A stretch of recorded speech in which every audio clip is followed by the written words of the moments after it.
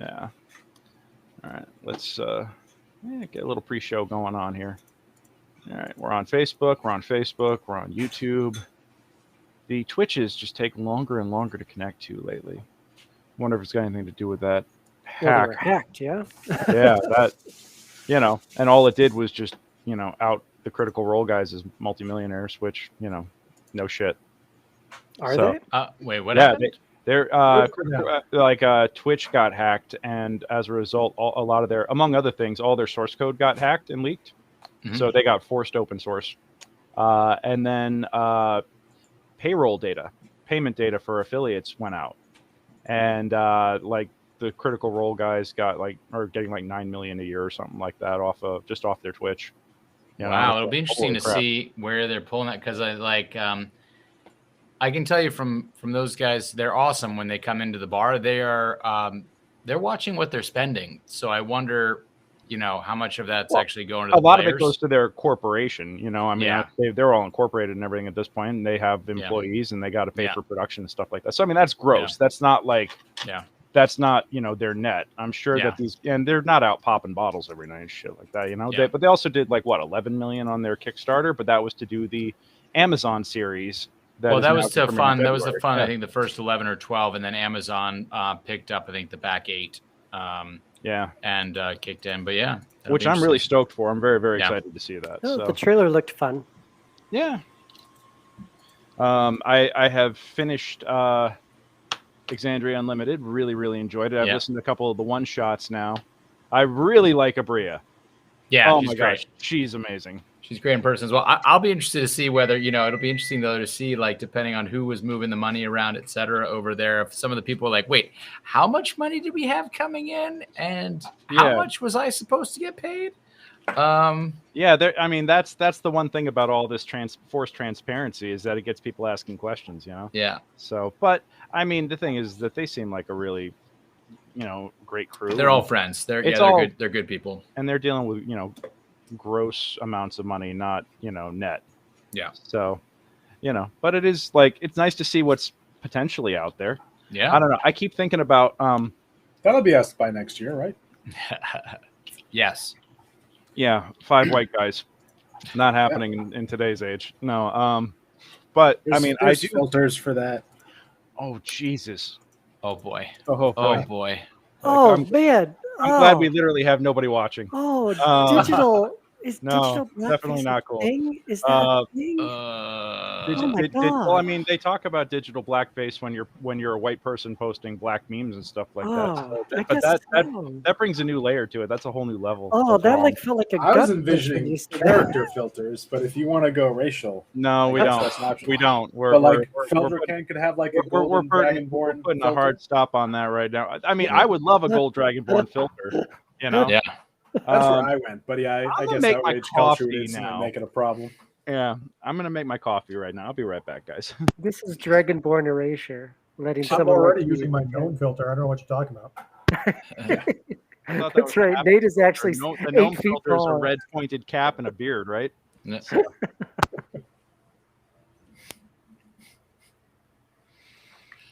Oh boy. So, so I saw your post about testing dog poop in your area in Michigan. I'd only seen that in that threat in Paris. Are people? I've never heard such a thing. First of all, I've heard of it around here. Clean. Everyone has a dog. It's clean. I don't see an issue, but someone must be complaining because they were just like, if you're not clean it up. This is like a general email. Like, we are considering DNA testing and penalizing the owners. And I'm like, how would you trace it back to us? Like, that means you're going to test all our dogs and then test all the exactly. Holy crap! Part of your having a pet in a place would be to have a DNA sample. Yep. And I'm for it, to be totally honest. Like when I walk out the door here, I can't walk on the grass without an 80% chance of stepping on something because people are so goddamn lazy. You're registering your property. Nuts. Right. Well, we have like 8 or 9 of those like stations with trash bags and stuff. Yeah. So like it's pretty clean even that here. doesn't, But I guess, man. Where my girlfriend lives, they've got little dog parks like every 50 feet. And there's plenty of bags, plenty of waste baskets, and there's still crap everywhere because people are lazy. They're lazy. Yeah. It doesn't matter how many tools you give them, they're lazy. So DNA test and charge the living F out of them. Man. I finally got Leira to take walks around the neighborhood, and I've seen these gigantic dog craps like on people's doorsteps. Nice. That might be a targeted attack. I would say it was a target one, but it's like all along the street. Yeah. I mean, it's true. I'm always, whenever we take our dog out, I'm always picking up extra poops that aren't wrens because it's like clearly other people aren't going to. Bags by like half my walk. Yeah, I go through a lot of bags, but I also treat it as a way for if people are like, "Why is your dog running on my yard?" I'm like, would you like for me to keep picking up the poop of dogs who their owners don't? I consider this my rent. I make sure your yard does not have my dogs or other dogs poop on it. Therefore, my dog runs around. That's a pretty good rebuttal for anyone. Yeah. I mean, everyone's been pretty cool about it so far. I talked, because it's like, come on. I'm with you, Matt. I think it should be, and that was apparently in I think maybe in the 80s or so. In Paris they passed like really high fines because apparently for a while it was just really bad in Paris, and so they like really cracked down on it. And it's like, look, if you're not going to pick up your dog's poop, you shouldn't have dogs. Yeah. And, that's what you gotta do though. Like if it's not personal, the only way to get someone's attention is financially. Yep. I guess so. Man, I was surprised. But it also made me think like we're paying too much in rent if you can afford to DNA test every animal in this like, holy crap. I mean, I know they just built me a pool this year, but I want to know where that money's going. It's probably not as much to test each dog as you think, and they'd probably charge you for it. Yeah. Probably like $25 per dog. Yeah, it would be part of what you pay to have the dog there or the cat or whatever. That's true. Yeah. Do you pay pet rent? Yeah. Yeah, so that's probably how they would take it. That. Yeah. They'd fund it out of that. Yeah, they would. And here's Seth. Crazy. What's up, buddy? Hey, Mr. Tigerson. It's blood season. Yeah. How's it going, everybody? Doing well. I was looking at a class that I was reading, for another campaign, possibly in the future, etc., of these spell slingers. Oh yeah, man, oh man, as they look fun. It's basically kind of a cross between a wizard / warlock and a gunfighter. Okay. My God, can they do an absurd amount of damage quickly? And like they're just some campaigns won't allow them. Are they glass cannons? Are they what? Not really. Really, they can take a hit. I mean, they're. I mean, I think they're standard. 1d8 per level. But I mean, so they're not. Fighter stats. If it was a 1d10 of hit points per level. But I mean, you're doing range. You can get to the point where you're doing hitting criticals of multiple characters in a line, multiple enemies in a line. You have these techniques where you can do ricochets, where it's basically within the style of the play. If you basically throw a coin behind the person you're shooting and you shoot through them, and then it ricochets off the coin and back through the person, so you're hitting them twice for regular damage and then a critical strike.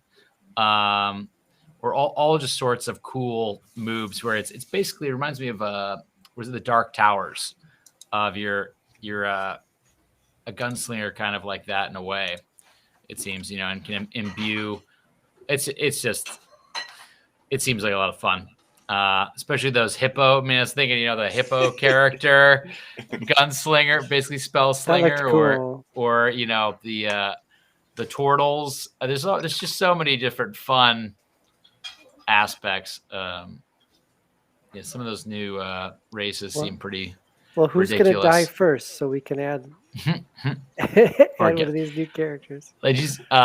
There's the character that's like a gnome construct that you can heal them with mend. It's pretty great. That's awesome. But of course, they're coming up with more and more cool stuff, fun stuff. Yeah. But so yeah, I think we're in the city now. Yeah, I forget we got to catch up on, but I just remember we've got $4,500 worth of fancy items that we have to sell off before we can divvy that up. And everyone see my post about the yeah, I'm gonna add my gold right now. The total per person. Yes. I've never bought one thing in this game ever that I know of. And I got my first magic item the other day, so now it's on. It's starting to make a list. We've got a few magic items. Got to remember, we haven't had to pull out that Wand of Sleep in a while. We've got the Lauren has that necklace of fireballs. There we go. I'm at 887 gold. Nice. I am not. Yeah, that +2 wisdom thing. I was able to add it to my stats. It's not like searchable, so I can't like just automatically put it in, but I was able to just add it to my... Create it, yeah. So then when we level up again and I actually so I'll go up to 22, then that's all right. I can handle that. Or I'll spread it out. Who knows? Maybe I'll get fancy. Yeah. Because I don't even think we've got that Darkwood shield, but I don't think we're even using that. Ooh, does it have Darkwood shield do? Darkwood shield, it's not magical, but it weighs 5 pounds instead of 15 pounds. So you've got the composite longbow, which I think Tara has, where you can add strength or dex to the damage. The quiver of holding, the masterwork rapier, which I think Lorenzo has. Silvered masterwork spear, which I don't know who has that. The breastplate shaped in the likeness of a griffin.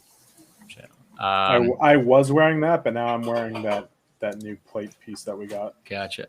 We've got the mithril chain shirt, the Darkwood shield, necklace of fireballs, the +1 half plate, parapet of wisdom, ring of protection, and the wand of sleep are the items that I have down, or the things that we've had. I think, Adam, you had that parapet, right? Yeah. The what? What's it called? The parapet of wisdom, the +2 wisdom item. The fancily named amulet of wisdom. Yeah, I couldn't remember what it was called. What is that? Headband, right? Bag of pulling animals out of it or something. That's the quiver of holding.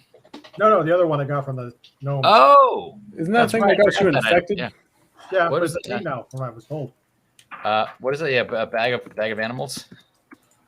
Bag of ferrets. Yeah. Who's got the silvered masterwork spear? I didn't know we had one. Yeah, so +1 to hit, no damage bonus. We should definitely. I mean, I silvered my mace and glaive, but is that a one-hander? I think a masterwork spear can be used either. It's just not one-handed or two-handed, I believe. Probably you need the martial weapons. Good question. I can only do simple weapons. 5e spear.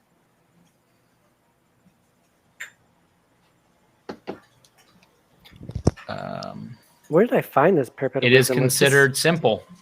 Was this among all the dead bodies in this place we found? The silvered spear, or a few of this stuff. Some of these things were from further back. I think from Drakthar's. Pretty sure this spear was from Drakthar's. Yeah. Yeah. Cool. Well, Greysoul's a potential wielder for the spear if there aren't any other better targets. But you know me, I'm always engaged in hand-to-hand combat in most of our encounters. None of us have ever seen you fight. You're usually off a floor above and down whipping people with lightning. Yeah.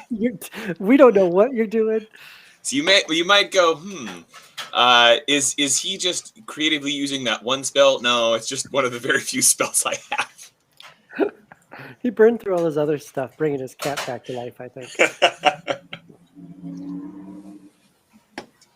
I did see a build. I was like, ooh, that is kind of nasty, but I don't know. In short res, it was talking about basically a paladin build that at level 3, you just start taking warlock levels so that you can smite basically a dark paladin so that you then get back all your smite slots, though, with a short rest because you're a warlock. And it's like, that sounds fun. Oof. Yeah. I will not be doing that. Yeah, I was going to say, I'm not doing anything to beat the system that I know of. I'm a very straightforward, by the book. Yeah. Well, and it was basically, I was talking about how it could just be really, because with the Warlock, usually making a pact with some sort of entity. And so it was like people who were doing the long con at the end, it's like, no, why would you do that? Be a good party member. Yeah.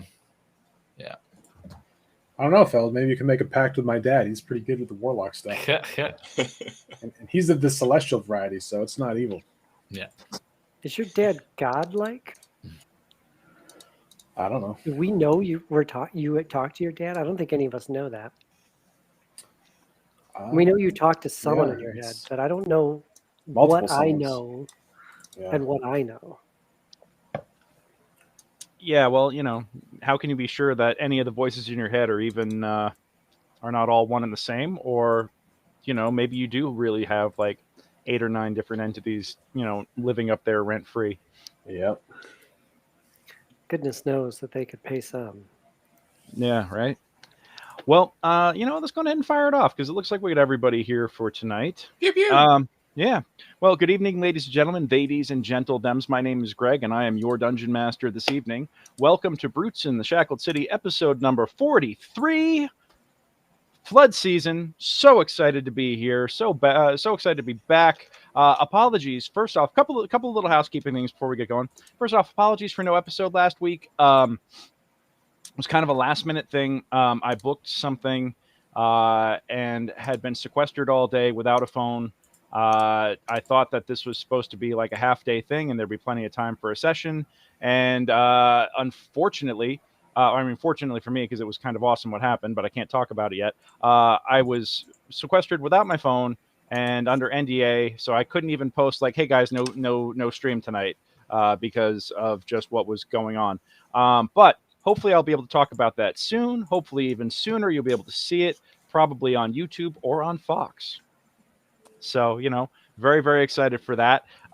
It is not D&D related, tragically, but it is. It has something to do with other stuff I do outside of here, and I'm very, very excited to talk about that. I also have one eye on the playoffs right now because it's bottom of the 8th, and the Sox in Tampa Bay are tied up 5-5. So, who cares about the Sox? Fighting words. Your healer would. I guess. Oh God! Now we all die. Oh, here we go. Lives in LA, Sox fan.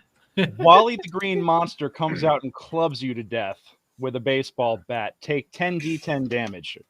Just apropos of nothing. All right, you just get clubbed. So yeah, no, I got one game on the playoffs right now, and Boston is like, I thought that honestly I didn't think that Boston was gonna win this series, and it's been a nail biter. Last night I was flying back from a wedding in Philadelphia, and as we were taking off at our connection, they won it in the 13th inning. Blew my mind. I was just like, I let out a yawp on the plane that they almost had to go back to the gate because they thought somebody was having a heart attack or getting murdered or something. So it was that was a hell of a nail biter. Anyway, we're here on stream tonight. And we should talk about that. But if I flip out in the middle of the stream, that's probably why. So also, happy Indigenous Peoples Day, everybody. I just also am happy to say that I am broadcasting to you live from North Hollywood, California, land that I would like to acknowledge as belonging to the Chumash, the Tonga, and 2 other tribes, specifically where I live. And forgive me if I bastardize these names with my English tongue here, but I believe it's the Kizh, Kizh, and the Ferdinando Tavatim. So land belonging to those tribes. And I just want to acknowledge that this land is their land, and I'm grateful to be on it. Ancestral and unceded lands. Ancestral and unceded lands, indeed. So pay some respect to the folks that were here before us. So with that, tonight we are going to continue with our campaign. We are down 2 players tonight. No Joe and no Lauren, unfortunately. Joe is stuck at work with his fancy new job doing things that he can't talk about on stream. and Lauren has her in-laws in town. So I told her to have them roll up characters and and guest for the night, but right. Apparently that doesn't fly too well. So, but she has taken the time to explain what the campaign is and how this all works. So I think that's pretty cool. And I've got some new Facebook friends here tonight that I hope will be tuning in. Folks that have found me on because of the wedding that I was at over the weekend. Big shout out before we get too much further on. Big shout out to the folks who bid on my package for DIY Girls. I got an email Thursday night that said Seneca sent me, and I'm so excited to run for this crew. A table of 4 coming up. I've been in touch with them. I've emailed them back, and we're getting a session set up. Very, very, very excited to get that table going. So, thank you for everybody who supported and DIY Girls and bid on this package. Sincerely appreciate that. It's a great cause, great nonprofit that deserves your acknowledgement and support. And I am looking forward to finding other great causes to donate my services to. So hopefully we can get more charity auctions going that I'll be happy to plug and promote. As I mentioned before, my main hustle here, or my side hustle, as it were, is that I am a professional dungeon master with Mastermind Adventures. Mastermind Adventures provides professional level DMs to run games for you, like this. Maybe not on a live stream, but you get quality storytelling, quality action, folks who are knowledgeable of the rules, and you don't have to do the prep yourself. You show up with your dice, you show up with your character, and you sit down and hopefully have a great time. That's literally the point of doing any of this, is to have fun. So I have recently started taking bookings again now that we are past the Hollywood Fringe Festival, and I have my first booking for Barrow Maze again. Now that we're back, I have my first Barrow Maze booking coming up this Thursday. It's a stream regular. Jay Spalta is going to be playing with me a Thursday night. And I understand, Seth, he's dragged you to the table as well. So yeah, we're taking you back into the Barrows, baby. I believe that you know what the new high concept is, which is pretty similar to the old high concept, but not quite. No, I don't know what the new high concept is. Oh, never mind. Everything's fine. And don't worry, Paul. It's not that high concept. If it was, you'd be there. Okay. Well, I understand. He also mentioned that he might be dragging Adam in too. Adam, are you going to be there for Thursday night? Sorry, different Adam. Different Adam. Okay, yeah. Had me. You're welcome to come, Adam. Right, Jay Spelta? Would you say that'd be all right if Adam wanted to just come in the middle of the night for him to play some more D&D? I'll fill you in, Adam, if you want to know what the high concept is. Everything is very fine. Everything is very fine. I love it. All right. Well, I'm super pumped to get back into the Barrow Maze with folks. I have been in the middle. I've actually been working really hard on getting data uploaded into D&D Beyond, all of the spells and all the monsters and stuff like that to make it easier for me to run these games. I've been working on maps. I've started building stuff in Tailspire, which is a 3D rendering or 3D rendered sort of like virtual tabletop. It's Windows exclusive right now. I'm really hoping that they'll get a Mac version going soon. But don't try to build a 300-room mega dungeon in a 3D renderer because, dear God, it's taking forever. It's fun, though. I've got some really cool art coming out of it. And most importantly, hopefully this week I will be able to launch the new website, but here for the campaign. So you can find the campaign and find out how to create a character and join it. Here is a screenshot preview of what the new site's going to look like. I'm very, very excited about this. I'm trying to get it to look like one of the old school manuals, but we'll have art on the left-hand side and all the text and important information on the right. That skeleton on there is not my art. That's a placeholder right now, but I am in touch with the artist trying to see if I can license it. But it is a placeholder for the moment. And I'm really, really excited to get back into the Barrows with people, stomping monsters in an unscaled, dangerous environment. But I've been droning on here for about a solid, 5-10 minutes. That is not what we're here for tonight. Tonight, we are back in the city of Cauldron. Tonight, we are back for Brutes in the Shackled City. And I am beyond remiss because I have yet to introduce tonight's Brute Squad. So let's go on ahead and get rolling on the introductions here.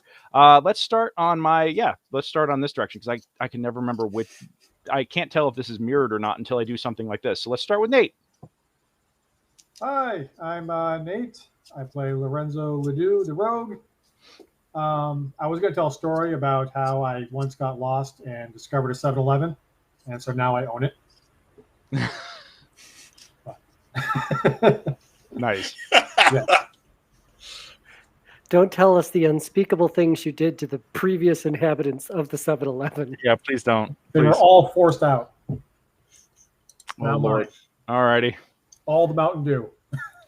All the Mountain Dew is now yours. Yes. All right. Quick ALDS update in case anybody cares other than me. It's going into the bottom of the ninth, still tied 5-5. And Boston's got Vasquez, Arroyo, and Dahlbeck coming to the plate. Bobby Dahlbeck has been kicking ass all season as like the new guy called up from AAA. So this is his hero moment, I hope. Or maybe Vasquez will just end it all again with a blast off the monster. I'm hoping. Tied 5-5, bottom of the ninth. Yeah, going into bottom of the ninth right now. So last night it was like this, and it went till the 13th. So This would seal their round, right? It's best of 5. It would, yeah. It's best of 5 for them right now, and if Boston wins this, Tampa's eliminated, and they're going to go on probably to play Houston. Although Chicago showed a pulse today and came back and whooped up like 12-6 on the Astros.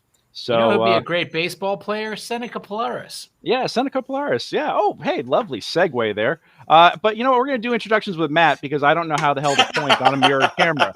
So, yeah, Matt, how you doing? Oh, you're muted, bud. Yeah. Totally caught him by surprise. Yep, caught me. I was totally ready for Senator to give his spiel. Yeah. Yes, I play Greysoul, the half-elf cleric of Leira, and my side hustle is a celestial warlock of my dad, hopefully. And got a lot of people living in my head rent-free, as we were discussing pre-stream. Mm-hmm. Don't know if it's one individual or many. Hopefully it's many, and not all bad. But, Not all bad. Not all bad. I mean, I have sparkly powers now that heal, so I mean, it doesn't feel like it's evil, but I don't know. Maybe it's a long con. Evil things need healing too. I'm just saying, evil things need loving. But yeah, hey, the evil thing on the outside. It's the evil within. Yep. Let's let us go on ahead and kick it on over to Seth, and I'm pretty sure that hey, I got it right for once. Seth, how you doing? I'm doing well. How are you? Doing great, baby. Reflexively. Mm-hmm. I'm Seth Tygerson. I play Seneca Polaris. I got a haircut, so that's kind of nice. And in some ways, I got them all cut. Yeah. Yes. So I am a wizard. I'm a Tabashi. That is a giant cat man for the uninitiated. And if you don't know what that is and you're watching this stream, good for you. Yeah. Nobody should be tainted with the knowledge of what a Tabashi is. I mean, it just, Basically, it goes, if you need to know what it is, it goes like this. Yeah. When everybody else wants to run, you get to run away faster. The end. That is accurate. That is, yeah. And especially, I'm just glad you're not a monk, man, because, then movement would be completely out of control. Oh my gosh. So, yeah. Yeah.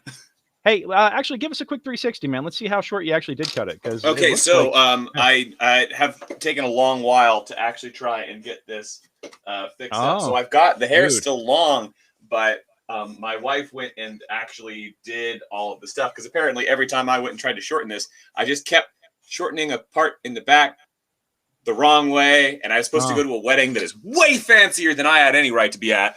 It was in Beverly Hills. It was very, very fancy. Oh man! And so I was like, I definitely need to look crisp. And I had to buy a tux because apparently Men's Warehouse now needs 2 weeks advance notice to rent a tux because they don't have anything in inventory because of COVID.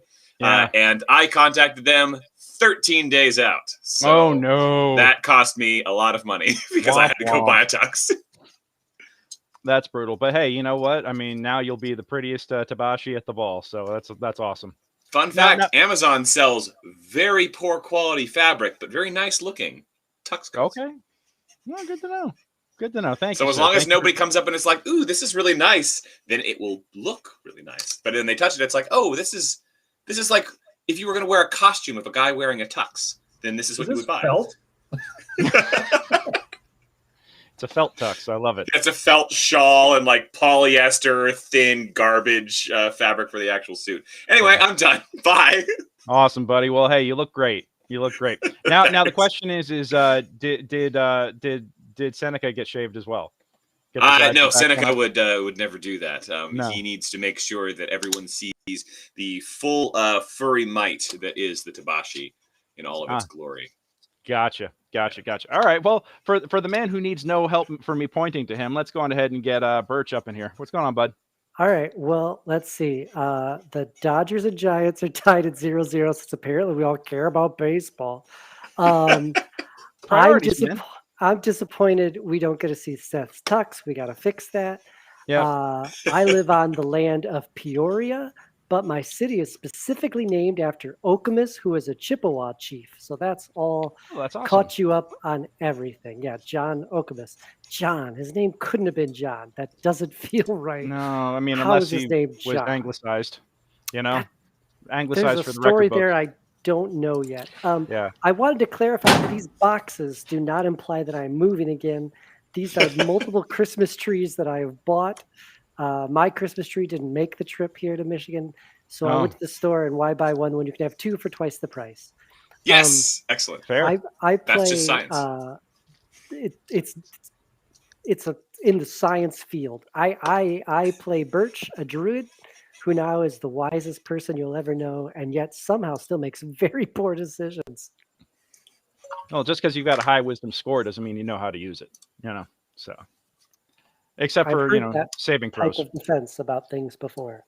Yeah, absolutely. And last in introductions tonight, but first in our hearts, let's go on ahead and talk to Mr. Paul Lee. I got it right. I'm 2 for 2 now. Look at this. Boom, boom, boom. Hi there. I'm Paul Masterson. Walnuts. I play Sir Feldruucan Vorkrist, the golden scale Dragonborn Paladin of Helm on the Oath of Vengeance, which basically just means, be good to people. And if you do really bad things, this 7'1", 300+ pound Dragonborn in full plate armor is going to track you down and introduce you to whatever deity you believe in, because them's be the breaks.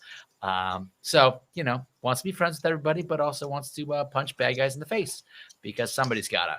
It's a very important order of priorities right there, sir. Absolutely. It's like the Roadhouse rules. Be nice, be nice, be nice until it's not time to be nice. Yeah, absolutely. Give me 5 seconds, guys. I'm going to go crack my my door here or my balcony door because the winds are up tonight, and I'm watching the glass as it bulges pretty hard with these winds going, and I don't need glass flying at me because of an errant gust. So he's lying. He's going to watch the game. It's 1 out. Thank you. Well, there's 1 out and a guy on scoring position, so but my phone is right here, right there. So if I'm going over there, it's not to look at the score. I'll be right back. Then I'll use this opportunity to be very professional and go to the restroom. Bye. I can give another sports update that my fantasy team is losing by 6 points. Anything happens tonight? It's too late, right?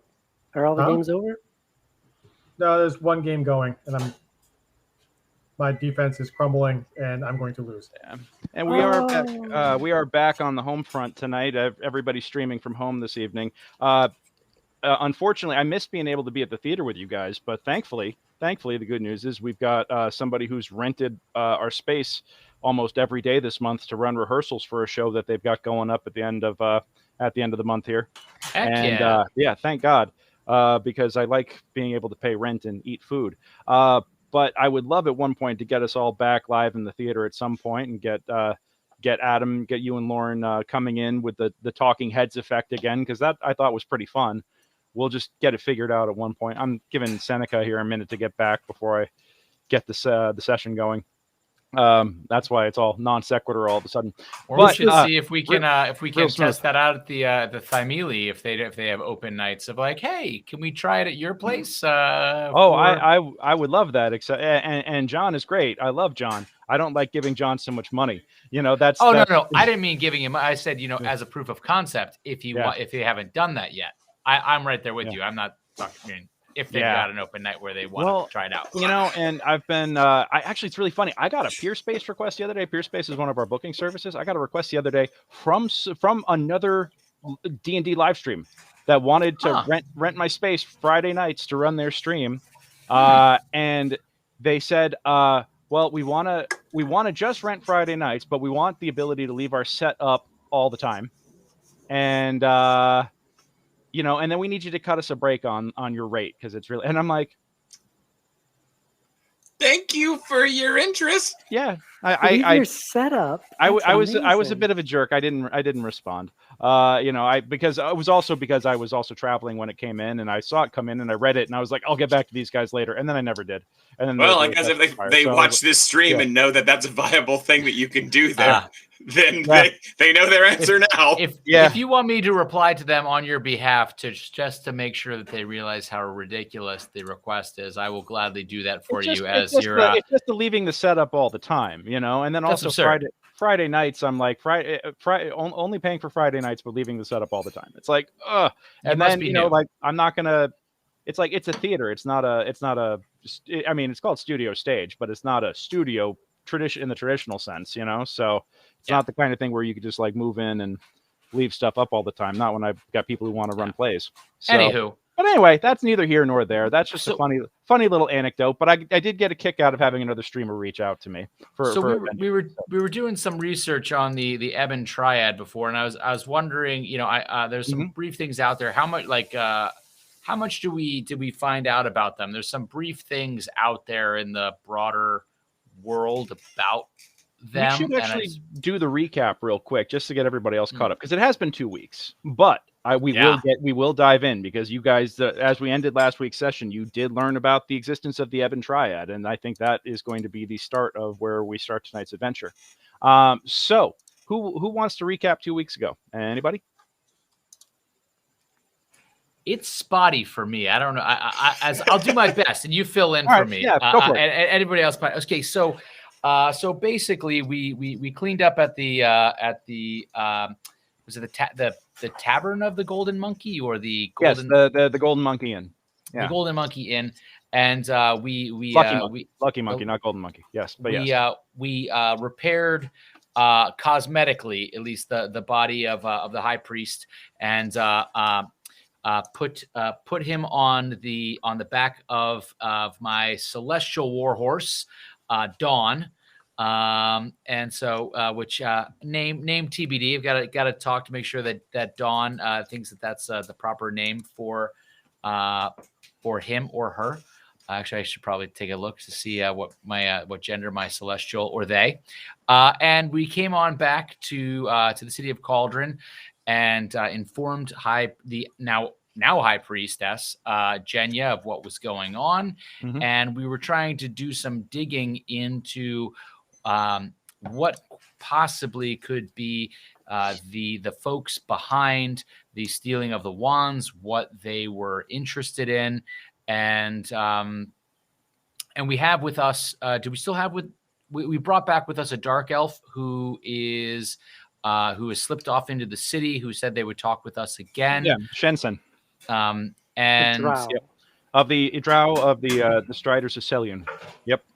One person noticed she had odd colored eyes for a Drow as well. I think they were blue instead of crystal blue. Purple. Yes, she said, and I think she said she was born on the surface. Yes. Yeah, she looked like she was trained in multiple disciplines, but was quite proficient with hand and foot. So. And I think that's kind of. Did I miss something else? I think that was sort of we were. I think there was some light interrogations from Skellerang, from the captain of the guard, about Brick. Yeah, the captain had actually just arrived, looking for you guys, seeing as how you had slipped off during the day after one of the nobles and the members of the small council had gone missing, in light of the assault on the annual Demon Scar Ball. And as a matter of fact, Skellerang is a little insistent that he needs to have an interview and a debrief specifically with Brick, and Brick complies. Seeing as how Joe is not here tonight, that is how I'm going to take Joe out of this evening's session, is that he complies and goes off. And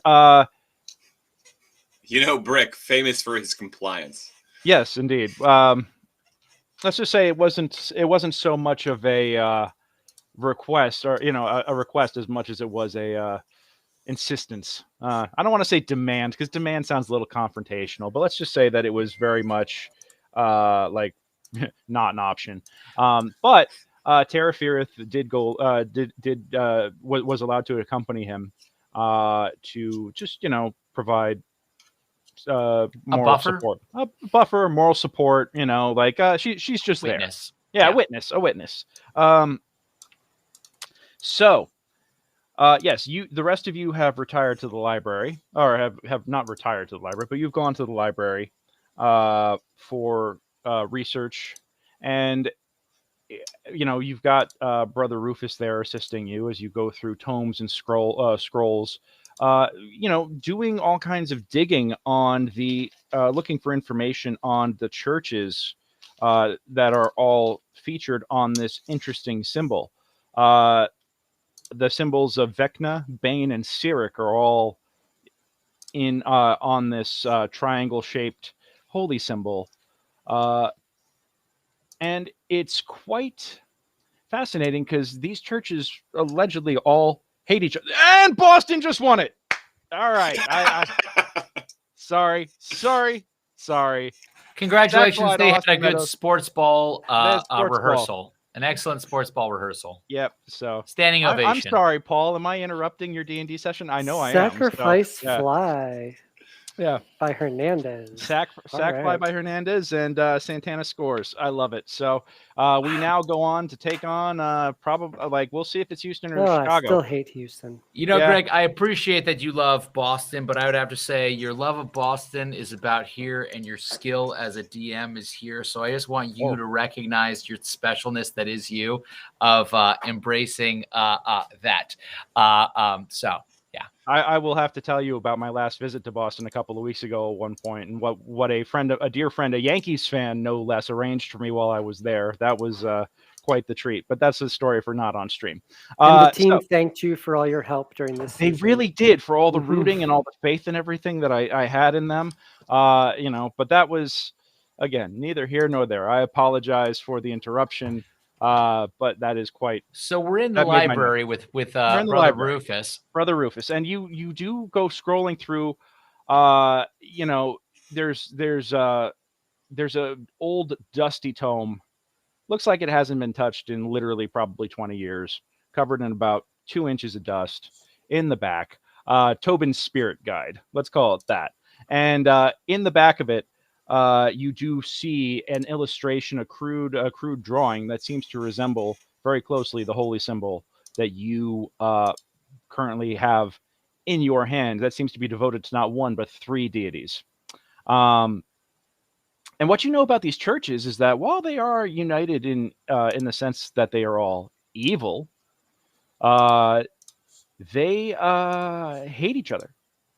They all hate each other. And they would, under normal circumstances, they would have zero reason to cooperate with one another. And they all, it's typical evil infighting. My God is better than your God. I am the true Lord of Darkness. These other guys are posers. Follow me if you wish to, have, rule over a ruined world in eternal damnation. That's all the same kind of stuff. But they don't, but each one kind of competes with the other two for supremacy, because as we all know, Cyric, god of murder, is for his domain he's kind of a minor deity, and Vecna is a lich that ascended to godhood, and of course why am I blanking on the third one? Bane is the heaviest hitter of the trio, but has again zero reason to coordinate with the other two. So yes, nobody cared about him until he put on the mask. Yep. Yeah, he was forged in it. Yeah. But as you go digging through this tome, give me a round of religion checks, please, with advantage, since you're now looking in. Can I roll investigation? Since absolutely, that's sort of my thing. Yeah. I'm gonna guide Feld because my ability to read is poor. Okay. Well, you can offer guidance. The knowledge. All right. 15. Sorry, what am I rolling again? Give me either an investigation or religion check. Oh man. Hey man, you want bad? I think okay. Mine seems to be friggin' broken. Are you rolling identically for both? Yeah, you are. Wow. All right. Interesting. That's the second time I've seen that happen in a row, actually. Go ahead and roll it one more time, not to have the roll count, but just to make sure it's not broken. Just to see if it's not broken or not. Yeah. it's also delaying on mine. Did you guys update your? Because I know that this was kind of recent. Beyond 20 did run an update recently. Yeah, double sixes. Yeah, no way that's a coincidence. Yeah, no, you're 4 broken. 6s in a row. Yeah. Well, or it's 666 with a bonus 6 for Oh. Would it be Roll one more for a Yahtzee. Satan? Yeah. Roll one more. Roll one more. Let's see if you got the double triple 6, the triple double.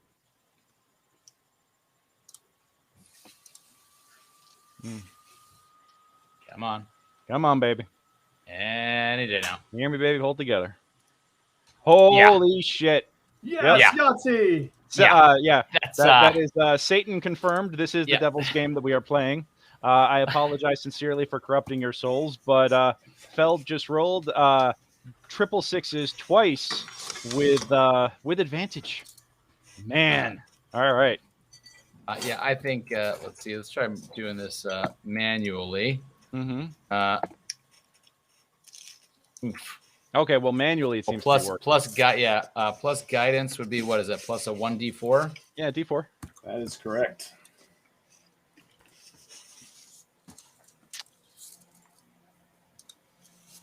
So 15. 15. All right, so we got 3 15s in this group. Okay, so between you, going digging, Lorenzo, you find you find in a tome from a similar period of time that the Ebon Triad believes that this group isn't that instead of these being as 3 separate deities, well, it's a cult of heretics. Number one, it's what you find is that it's a cult of heretics. Feld, you find that these guys are all anybody that's a member of this cult, pretty much kill on sight. Ruled kill on sight by any of the members of and the faithful to the main churches. They are considered to be dangerous heretics for the terrible ideas that they try to propagate and try to disrupt the common by disrupting and undermining the churches. So they are ruled to be kill on sight. Well, I imagine they're the kind of folks, if you're saying got to murder, etc. Like they're just like they're up to bad. They're not up to no good. They're up to dark stuff. Yeah, exactly. And Seth, what you discover, what Seneca discovers in a separate mention, and what you're finding here is like, the barest of mentions.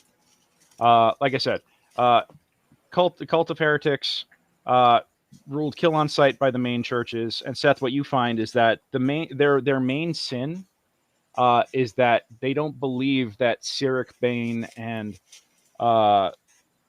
Vecna are separate deities, but individual aspects of an overdeity dedicated to darkness. So that is what they believe in, and that is like the great secret of their religion that has got them cast out from their home churches. I will use that classic example when people try to explain the trinity of water, ice, and steam to try and explain the trinity of evil that is the thing that they have come up with to relay this information to the party. I want to hear this, so go ahead and explain that. All right, so what are we've got Bane, Vecna, and what's he buddy? Cyric. Friends, while ordinarily these 3 gods are considered 3 separate evil entities at war with one another, instead, the cult of heretics believes that they are one and the same, merely different forms of the same creature. You see, much like how water can take several forms depending on its temperature, ice water, or steam. These are all different aspects of the same physical structure.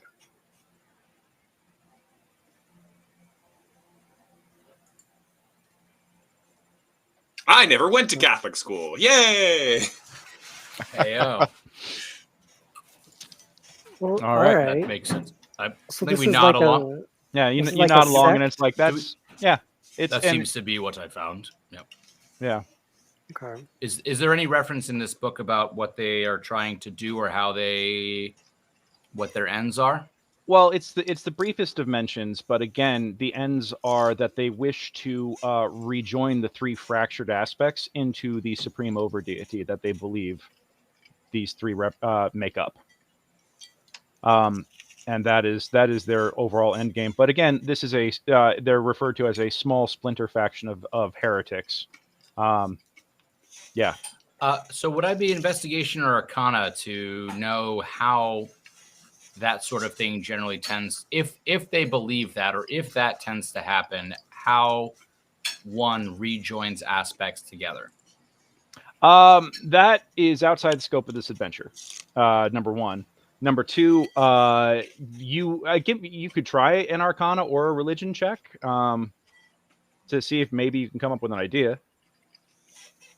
I'm just wondering, like, if that's what they're going for, like, what would they? Let's see here. Let's try. I see a single 2. Really, a 2? I'm gonna try. Let me do.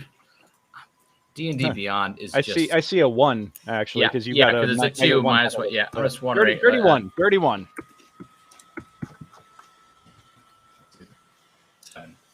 All right, they're just rolling terrible. Okay, Yeah. So I have no idea. Yep. Yeah. So your initial reaction is, well, maybe they're using the wands of control water in some sort of ritual here to rejoin these aspects together to create this overfiend.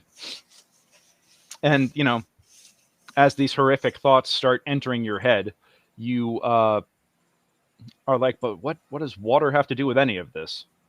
You're just kind of like spitballing. What Seneca just said, water. Oh, that's true. So they use the wands of control water to turn all of the steam and condensation of evil into one gigantic block of malicious black ice, and then everyone will slip and fall and die. Taking people out one hip at a time. Yep. Well, we need to find these people. Yeah. Do we know? Do we have any idea where they might be? I mean, do we ask around? Do we ask if anyone's ever seen these symbols? Ever heard of these people? Sure. If you guys want to start doing some investigation checks, you can do some digging. And so, what did we say? So these are they are. I heard murder. What are they the gods of? Basically, like Bane is the god terror? of tyranny. Tyranny. Yeah. Tyranny and terror. Sounds bad. Yeah. Bane is well, give me that one, because you're Church of Helm, and Bane is like the inverse of y'all. His symbol is a black hand. But give me some religion checks, and I can tell you what you guys know about the rest. I'm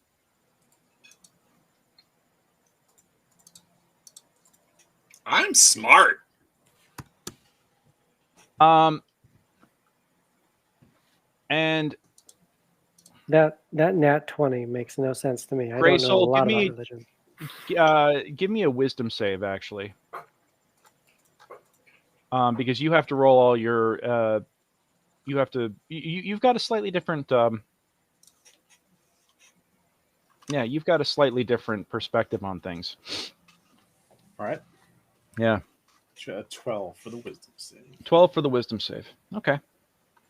What you guys know is that Bane is, like I mentioned, the lawful evil deity of tyranny, ambition, and control. He is, definitely the opposite of Helm, as his domains are order and war. He's very, very much a warrior culture. His symbol is a black hand. Vecna is, like the embodiment of evil, and his domains include arcana, death, and knowledge. And as you do know that he was once human and ascended to godhood. through lichdom. And finally, Cyric.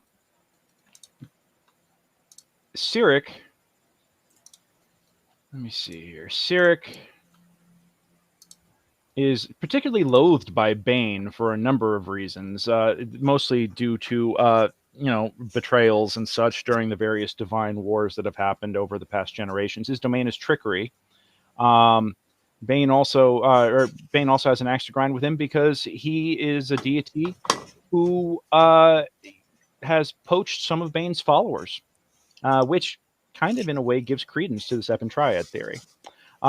He's a chaotic deity of lies and, as I mentioned, trickery. And yeah, his symbol Didn't is I come across Cyric when I was researching Leira? Wasn't there some beef there and potential usurping?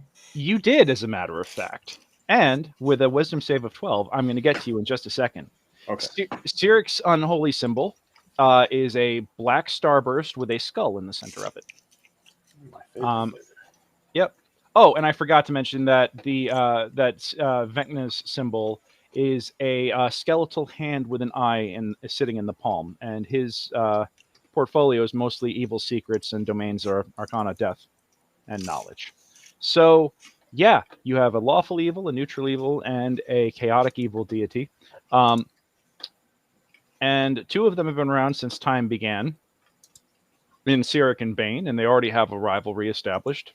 And then you have Vecna, who has ascended to godhood. It's quite the interesting group here. Oh, well, hey, we have a... I'm looking for a soul to steal. Hi, Julie. She's playing the role of a succubus this evening. I dig it. All right. So I think you've already got our cleric on lock, though, so I'm going to just let you have him. Yeah, but glad to have you watching tonight. Thank you for joining us. Do we know, like, we're researching this, we're discussing this. We don't have any idea where the Ebon Triad? Yeah. We don't know where they're, like, based out of, where they could be. No, you don't.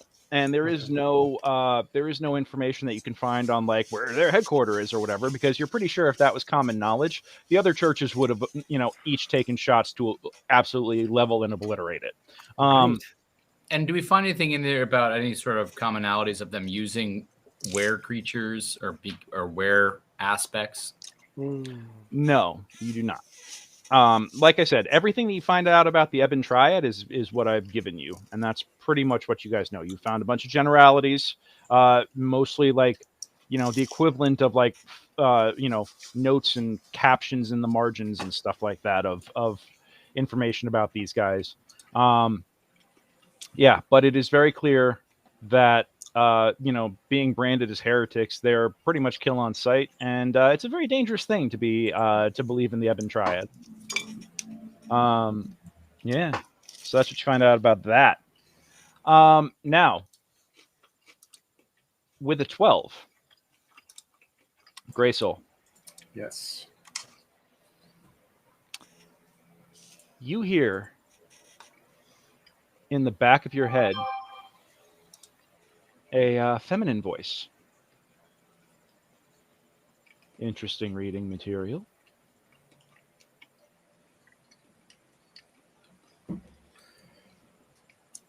I guess. What's interesting about it to you? I always take an interest in what my faithful are doing. Are you looking at switching up again? Seeing as how you now pay homage to another. Are you looking to change again? Turn your coat once again? No, we're looking for a bunch of outcasts, heretics, nut jobs that think a couple of evil gods or some weird watery mishmash of something bigger. Interesting. And it led you to Cyric. Yeah, he's one of them. I think Wow. I read somewhere that you're not a big fan, unless you are him, just pretending to be Leira. That's kind of I don't know. I'm very confused about you right now. As I always like my faithful to be. Yeah. I mean, I am the goddess of lies and trickery. Half-truths and falsehoods are my stock in trade. I was always taught you were just the goddess of illusion, not lies. But well, what is an illusion but a lie in some sort of physical form? It's a lie of the mind, is it not? I guess it is. Interesting. And what do you what do you think about all of this? What do you think about all of this? I think it sounds as crazy as a kid with 10 voices in his head. Maybe you're not crazy. Maybe you're just enlightened, chosen, special. Maybe you're special, Corvus. I feel very special. Thank you. You're welcome. You know, not every religiously inclined adventurer has the voice of their god speaking directly to them. Yeah, I guess. Do you think Helm has anything to do with Sir Feldruucan? No, I kind of feel like Sir Feldruucan vomits Helm all over bad guys, and that works out pretty good. Yes, but do you think Helm actually bothers to speak to him, or is he just a petty little foot soldier? I don't know. I never asked him. Who will do as Helm tells him? Who will die when Helm tells him? I think he would. He's very devoted. I think Helm lets him get a good night's sleep, unlike other deities. Oh, I'm not the one disrupting your dreams these days, my friend. My chosen. Well, all right. Who is? I don't know. Talk to the other voices in your head that you seem to be inviting in. I'm very unhappy with you, pledging your soul to another. Your soul was mine, and now here you are renting it out to someone else like a trollop? Well, it's someone else is my father, and I think he's looking out for me. Is he now? Is that who that is? Yeah. Oh. How sweet. How do you know that's your father? Because he said so. Let me guess. Because he said so, right? Is that it? Is that it? He said he's your father, so therefore you believe him? I thought I raised my priest to be smarter than that! What is wrong with you, Corvus? I'm 18 years old. I don't know what's going on. It seemed true at the time. It felt there was something underneath. Make a Constitution the save. Words. Greg, do we hear his half of the story, or is yes, this just you do. in his head? Very much so. You hear. So he just said out loud, "I'm 18 years old. I don't know how this works." Yeah, but you've also heard the whole rest of the conversation. I might add, the whole his half of the conversation. You suddenly are dropped to the ground with a searing pain, Greysoul, a searing pain in your mind as you literally feel almost the two hemispheres of your brain pulling apart as you suffer a literal cognitive dissonance.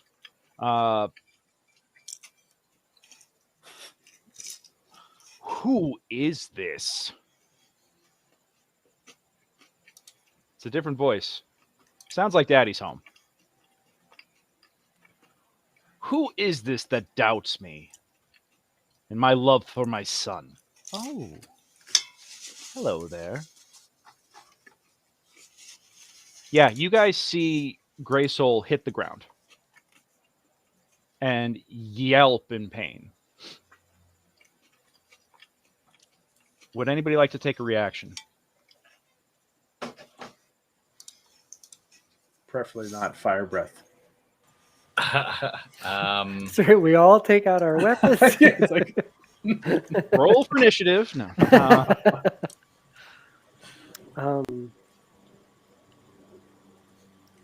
I mean, he's like on the ground. He is now on all fours. I'm like super migraine on the ground. Okay. Yeah, he's with a with a yelp, he grabs his skull, collapses to his knees, and then winds up on all fours, panting. Give me another con save. The voices in your head start yelling at each other loudly. It seems like it's actually turning into a screaming match. How many hit points do you have? I have 38 hit points. 38 hit points. Okay. This seems like his dice are broken again. All these ones in a row. I'm gonna do a. I'm gonna, yeah. No. Let's. That's three ones in a row now. That's 3 ones in a row. All right. First off, I need you to take 10 psychic damage. Okay. Oh, sorry. 3 out of 4 rolls were ones. Yeah. All right. That's strange. We're gonna. What I want you guys to do after tonight's session is uninstall and reinstall Beyond 20. Okay. Because I'm willing to bet that there's problems in there. Don't worry, my rolls are always. Don't worry, my rolls are always this bad. Oh. Fair enough. Let me open up the game log here. Yeah. Oh, actually, no. I think it's. I'm looking at the dice log on D&D Beyond. I think it might be D&D Beyond because D&D Beyond rolled triple sixes with advantage, or triple double sixes with advantage. I'm wondering if there's something going on over there. So do all your rolls and roll 20 tonight. We're gonna just make that the platform of choice for this evening for now while they get their shit figured out, because that's not impossible, but statistically improbable to roll. Highly unlikely. Unless, this really is the devil's game. Anyway. Well, this is October. With that Arcana of 9, I was just basically looking around, basically getting any sense of like whether any idea. I mean, I have heard him talking to himself. Yeah. Of whether any sense of an attack from outside versus whatever's happening is within him. Yeah. What you can tell is that there is. It looks like he's having some sort of mental crisis. Give me a perception check real fast. Let's see here. Perception is just a straight for me.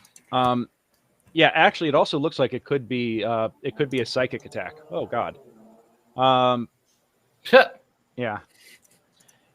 You. We better not get into combat this tonight. Yeah, holy shit, guys! This is epically. We're getting the bad rolls out now. Yeah, he's howling in agony. Okay.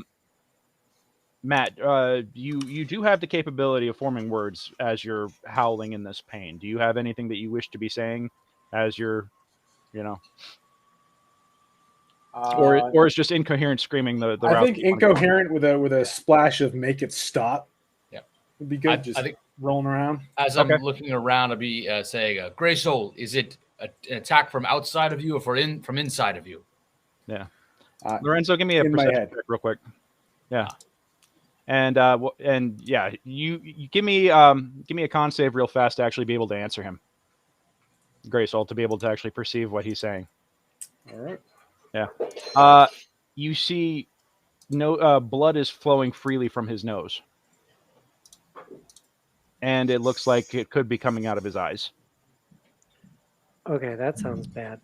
Yeah. Do you mind if I act? Go for it. Yeah, what do you want to do? I'm going to get down on all fours like he is, so I'm real close to him. And I'm going to put my hands on his face, and I'm going to cast Lesser Restoration. Okay. Just to see if that calms him at all. Give me a... what's better for you, Arcana or Religion? Oh, neither are good. They're both +1. Both +1. Okay. Okay, so +1.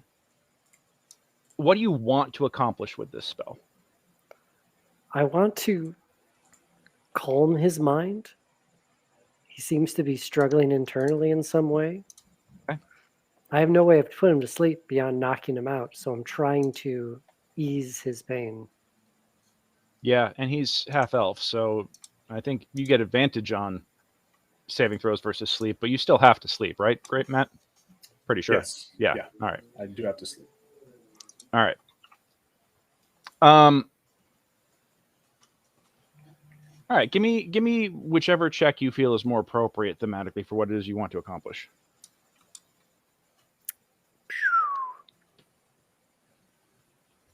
Okay. Magic can't put me to sleep. I have advantage against being charmed. That's what it is. That's right. Okay. I rolled an 18 religion, which follows up my 21 religion, which is unheard of for me. All right. So yeah, we're getting all your good rolls out of the way here. So let's get into Thanks, a fight everybody. with you real fast. You recognize that that if this is the voices of his gods, which is something that you've only heard about ever in theory, especially considering the fact that you're, a druid and you worship nature generally. It's not the way I speak to my god now. Yeah, precisely. You think that what you're hoping is that you can do something to help that mentally what you think happened is that some sort of dam broke and now he can't control the font of magical energy coming in, and you're going to try and restore, kind of start bricking back up the well here. Yeah. So, you cast a spell. Mm-hmm. Greysoul, give me another con save with advantage.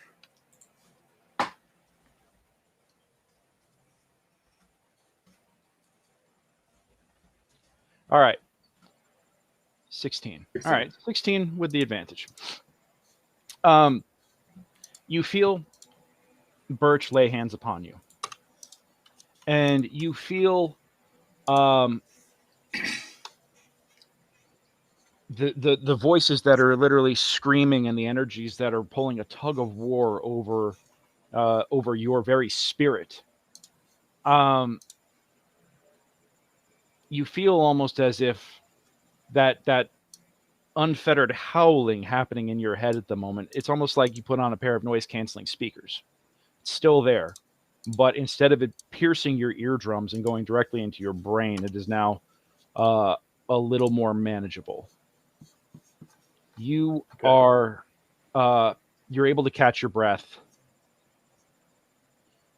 and you cough up a little bit of blood. You're going to have a level of exhaustion for the next 24 hours or until your next long rest. But you do manage to unsteadily get back up on your feet for the moment. But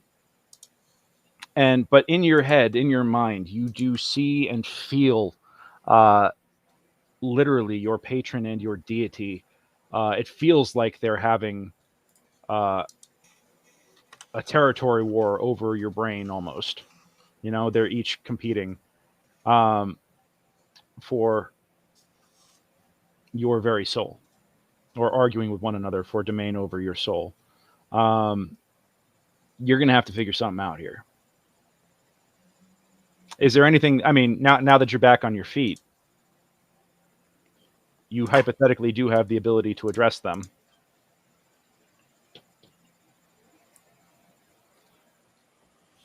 I don't even know what to say. I don't know if you know this, Greysoul, but you were talking, but not to us.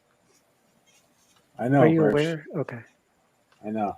I wasn't sure if you fully knew what was happening. The goddess that I was worship is torturing me. The entity that hopefully is my father is trying to help me is hopefully not trying to torture me. I don't know. I don't know what's real. That sounds like a lot. It's always been this way. And I feel like it's worse now. And I don't know what to do. Does anything bring it on? Seems to come and go at the wills of the gods. They're fighting in my head right now about who gets to carve me up. Carve you up? Well, yeah. Carve up my soul. Who owns what? Oh. That's what you get, Greysoul, for spreading your for pledging your souls to two masters. Yes, that is the one thing we can agree on, and another thing. And they just keep going right back at it.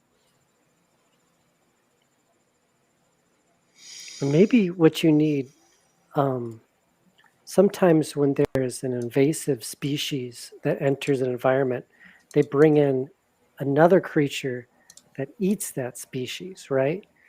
And then, so maybe you need to worship another god that's stronger. Like if we bring one of these other ones in, would that help the situation? I'm sorry to make light. This sounds really bad. I don't know what to do, guys. I don't think there's room in my head for that. I wish that would work, Brent. My god's real cool. He doesn't talk to me like that at all. I don't know. Maybe it's time for a change. You know, my ability to heal comes from the one that's torturing me. If I let go of that, what good am I? You know, that's really all I can do. Well, I can get my ass handed to me for quite a while before I go down, but I mean that only gets you so far. There are many other deities that would give you access to such power. For what reason must you torture yourself for such democratic? No, you shut abilities? the fuck up, and you shut the. Hold on a minute. I need to. Greysoul!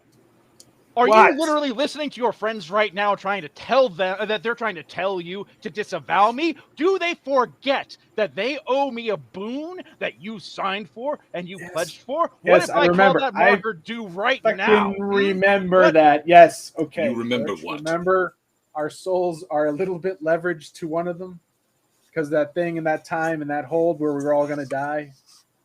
What do they want from us? Whatever trying to get me to kill someone for quite a while. But, I will call in that marker when I damn well please.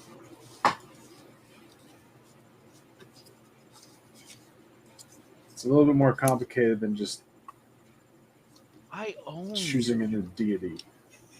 So you may endure some unspecified eternal torment or some finite punishment for going against your deity now. Give me a. I don't know, Seneca. Give me a wisdom save, Matt. Greg, so that was a nat 20, but it was -1, so an Arcana check, so 19.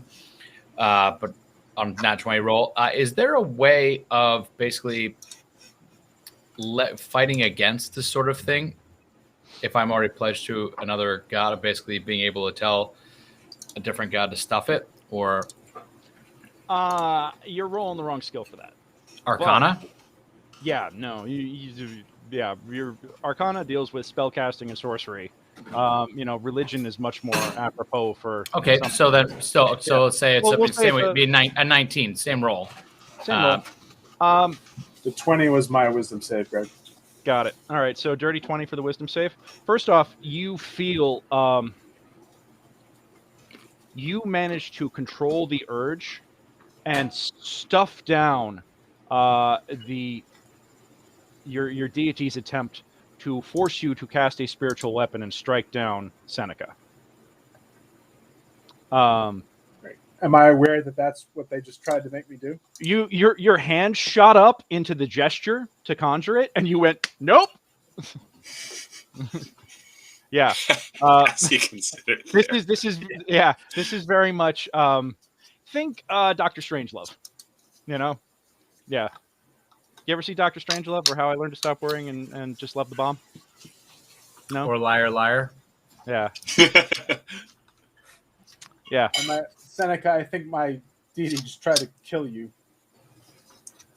That suggests to me that we're on to something. Why be dangerous? Why be considered a danger if we are not on to something? I don't know. I mean, so Greg, in my religion check. Yeah, in your religion check. Sorry about that. I had to resolve that attempted murder first. Of course. Yeah. So, yeah, you and Greysoul, in your mind, you hear, you won't be able to ward me off forever. Just know that. I own you. I own your soul. I own you. Why do you care so much about that? Because it's fun. Now then, back to back to Paul. Your question. You know that he could hypothetically leave the church and pledge to another.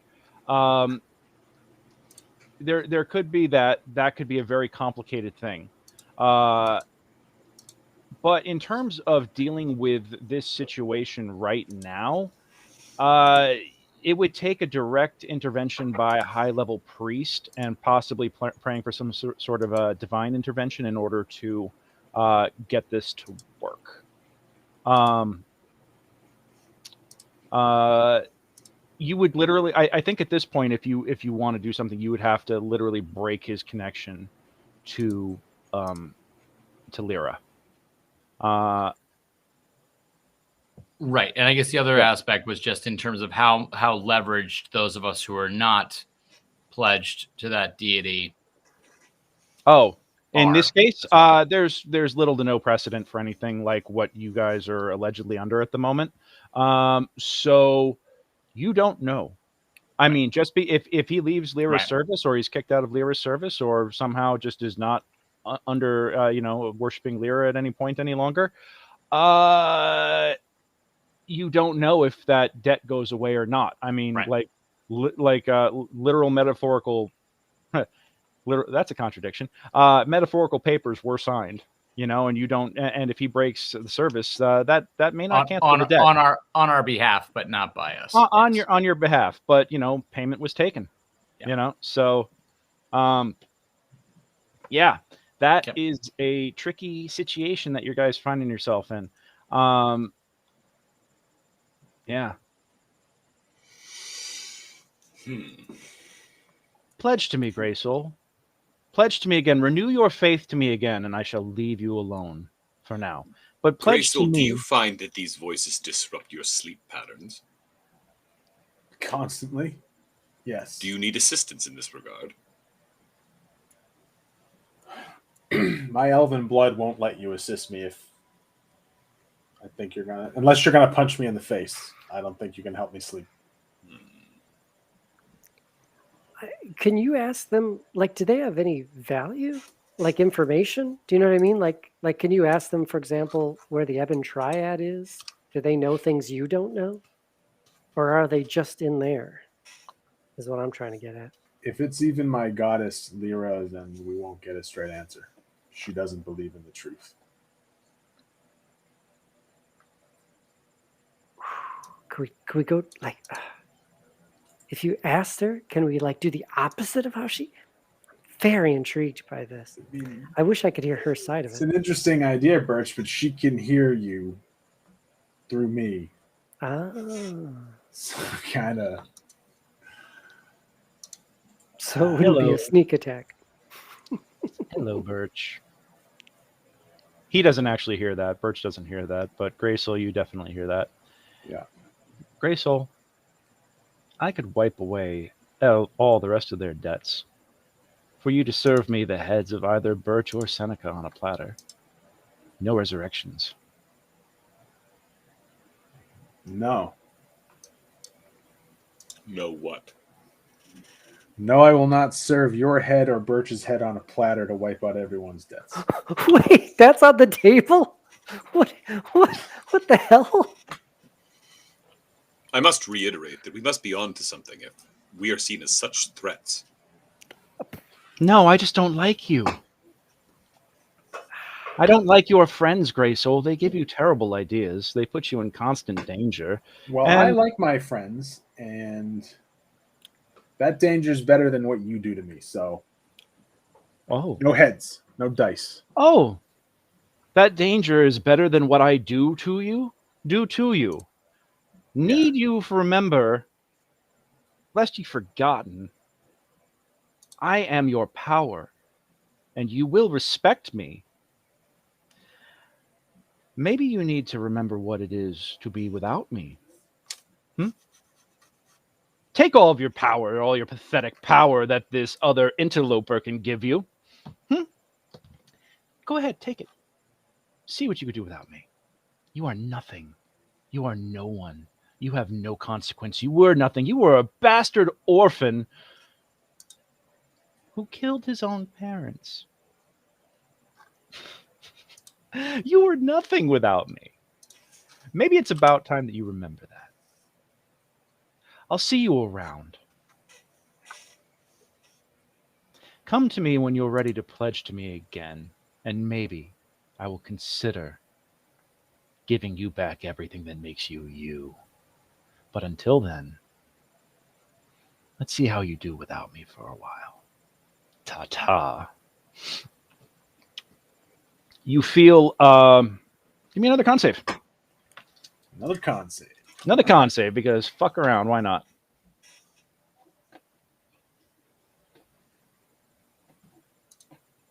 Okay. You don't lose consciousness.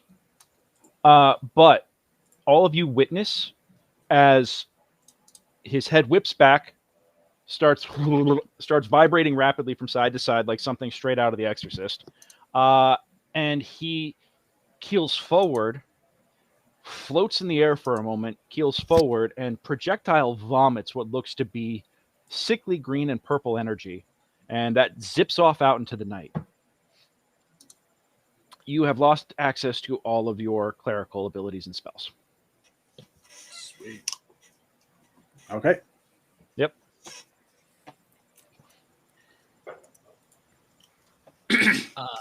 Is there any outward physical change to Greysoul that would tip us off to what just happened? Well, what I just mentioned, that what I just described is literally what you saw.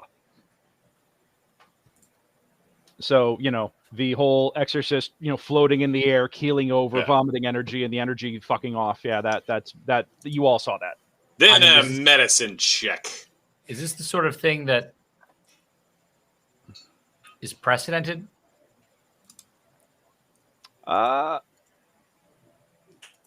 You've heard of deities who are displeased with their followers, stripping them of their abilities and powers. That's not unprecedented. You haven't heard of something so obvious, so overt, except in extreme cases.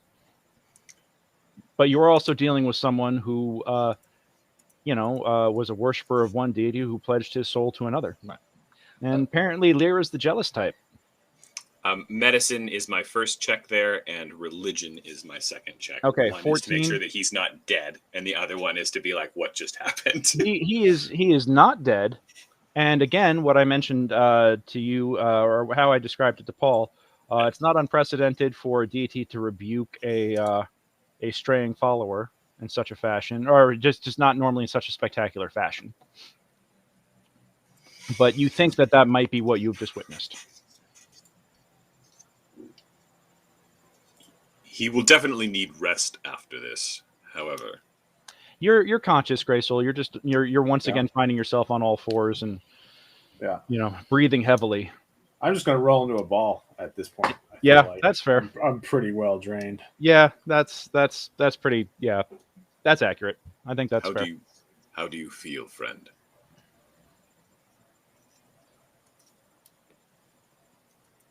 I can't touch my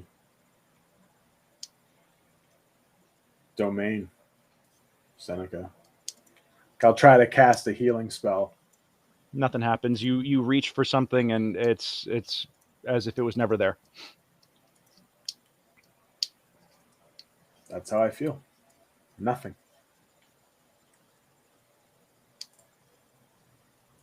Son, it's okay. She's gone. She won't hurt you anymore. Stick with me. You'll know more power through me than you can imagine. We will get through this together. Okay. I'm tired of lies. It's all right.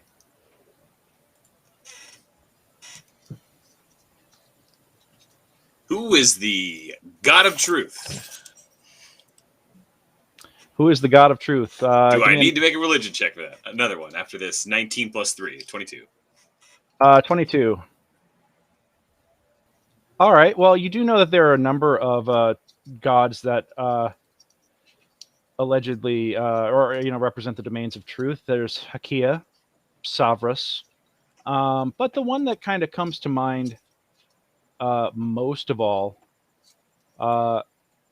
actually Helm or Tyr could both fit those profiles. Tyr being actually, pardon me, Tyr is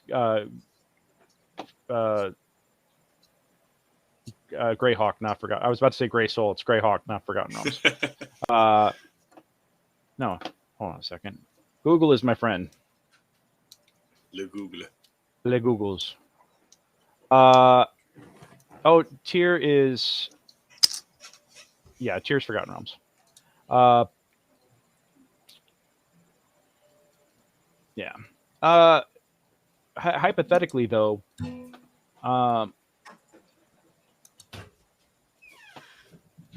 yeah, they do say that Storm, though, is the true, quote-unquote, true speaker of truth.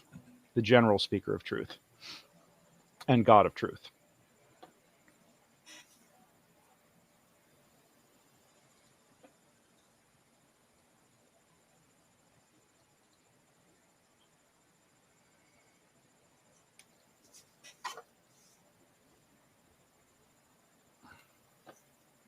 I pledge no specific allegiance to our oft benefactor, Helm.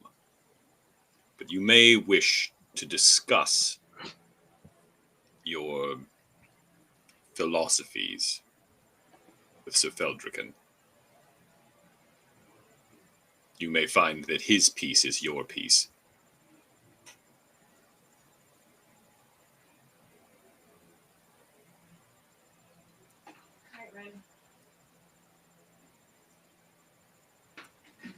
What small comfort I have to offer is merely a greater understanding of the weave. Maybe.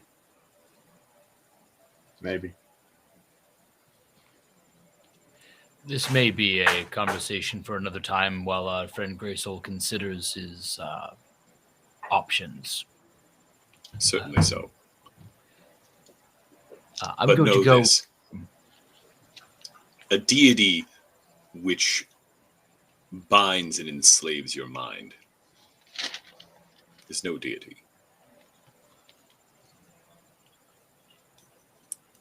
Not worthy of worship. Not worthy of consideration.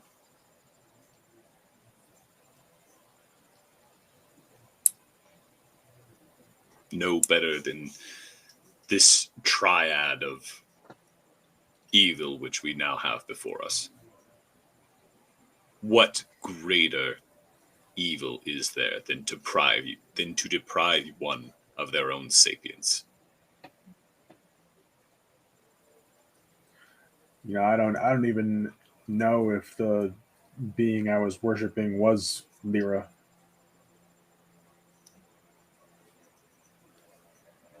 Then perhaps you will after that whole trial thing we went through, and that fat lawyer fellow was accusing me of being a liar by trade.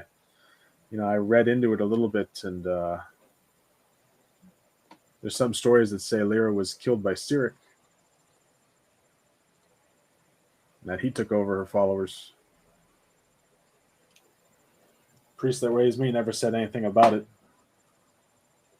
They never said she was some kind of vengeful evil god either, so. Definitely something for us to look into. In the meantime, I'm going to go and speak to the High Priestess, see whether she can consult the Star of Justice, and I'm assuming it's still raining outside? Yes, the rain's, very much so. Yeah. We need to, forgive me, friend Greysoul, I think this is something that will be a long consideration for you, and know that you have your companions here to support you, but we literally have rising waters to contend with and figure out how all of this plays in before the city becomes flooded. I know that takes precedence. No apology needed. We need to move on from this and start addressing that. But know that I, and I'm sure everyone else, is more than happy to assist you in whatever way you choose to go. But I agree with friend Seneca. From the limited amount that I saw there, it seemed like you were dealing more with bondage than of a divine patron.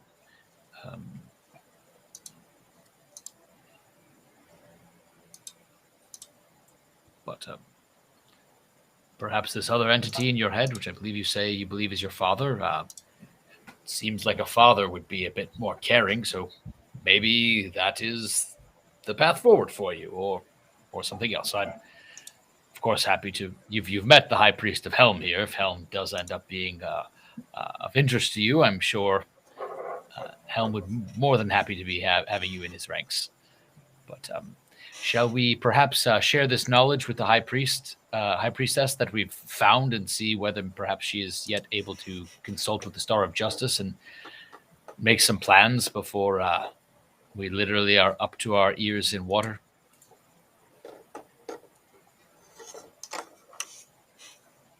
Yes, I think we are in agreement. Yes. Yeah. So I think we'll go and try and speak with the High Priestess and catch her up on what we found, and see if she's yet been able to consult with the Star of Justice. All right. As you return, you inform her of everything, what you've learned about the Ebon Triad, and she seems greatly concerned by all of this. That this is possibilities of an evil cult working within the walls of Cauldron are very concerning, of course. Yeah, there's.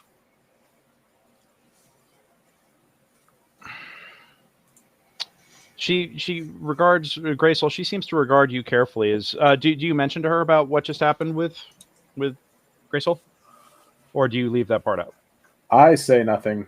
I'm exhausted, so yeah, I'm just kind of tagging along at this point. I think at this point I just relay the information that we found. Mm-hmm. Okay, she kind of gives Greysoul a once over, and it's like, "Are you well, friend? You seem to be evidence of some distress. Or are you all right?" I don't know, but other things need our attention now, so I would say don't worry about it. Well, you are a hero of the city, and someone who I've come to regard highly and respect, as I have with all of you. So if you need anything, you merely say the word, and we shall be here for you. Thank you. Of course. Now then, of course, now we must track down any information we can find about this cult and how it may be operating within the city. This is obviously quite concerning. I believe that enough time has passed that we may be able to consult the Star of Justice, as you suggest, Sir Feldruucan. Perhaps would you like to participate in the ritual? Do I know what this ritual is? I mean, it's a pretty simple. Yeah. I mean, you guys actually witnessed it previously, but she did all the asking previously. But what she's inviting you to do, as you realize, is that she's inviting you to actually be the one to ask the question.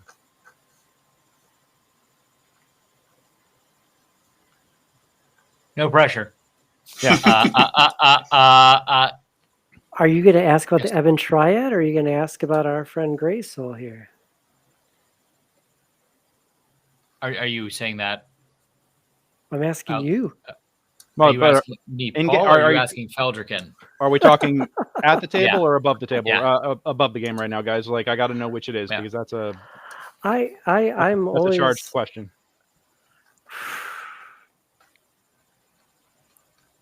Feld, this is it was pretty effective last time we asked. Yes, I do believe that in consulting Helm for going after this Ebon Triad, or the dangers against the city is the best use of this divine tool, unless you had some other suggestion.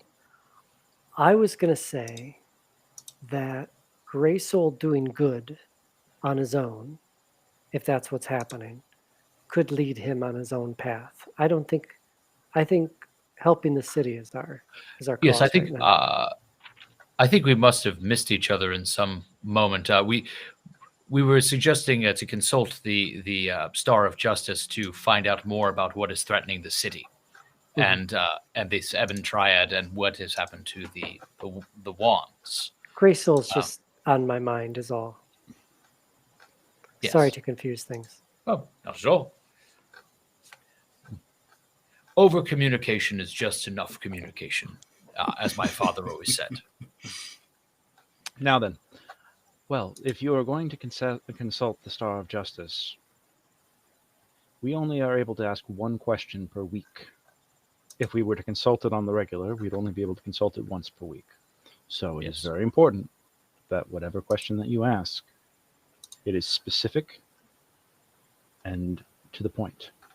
Not necessarily a yes or no, unless you're looking for a very specific set of parameters. But just be aware that this artifact tends to answer in riddles and mysterious fashions. So the less ambiguous you can be about what it is you wish to know, the more likely it is you're going to get a productive answer. Right.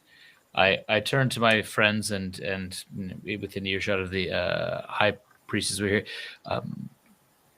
What shall we ask? Shall we ask where would it best be to head off the plots of the Ebon Triad against Cauldron, or how best can we reclaim the wands? Where are the wands of water. What's that? What is the? Yeah. Where are they located? The wands.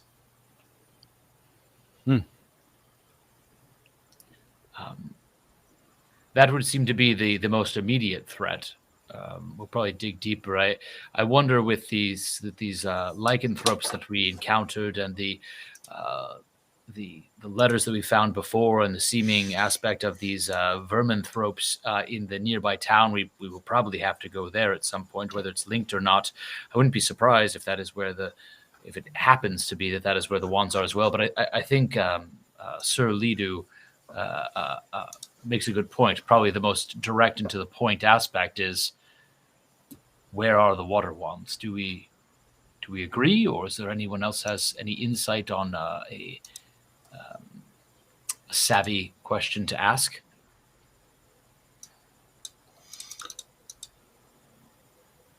Yeah, I worry that if we ask about the triad, it could lead us. There could be sects of this group all over the place. I like specifically asking about the wands.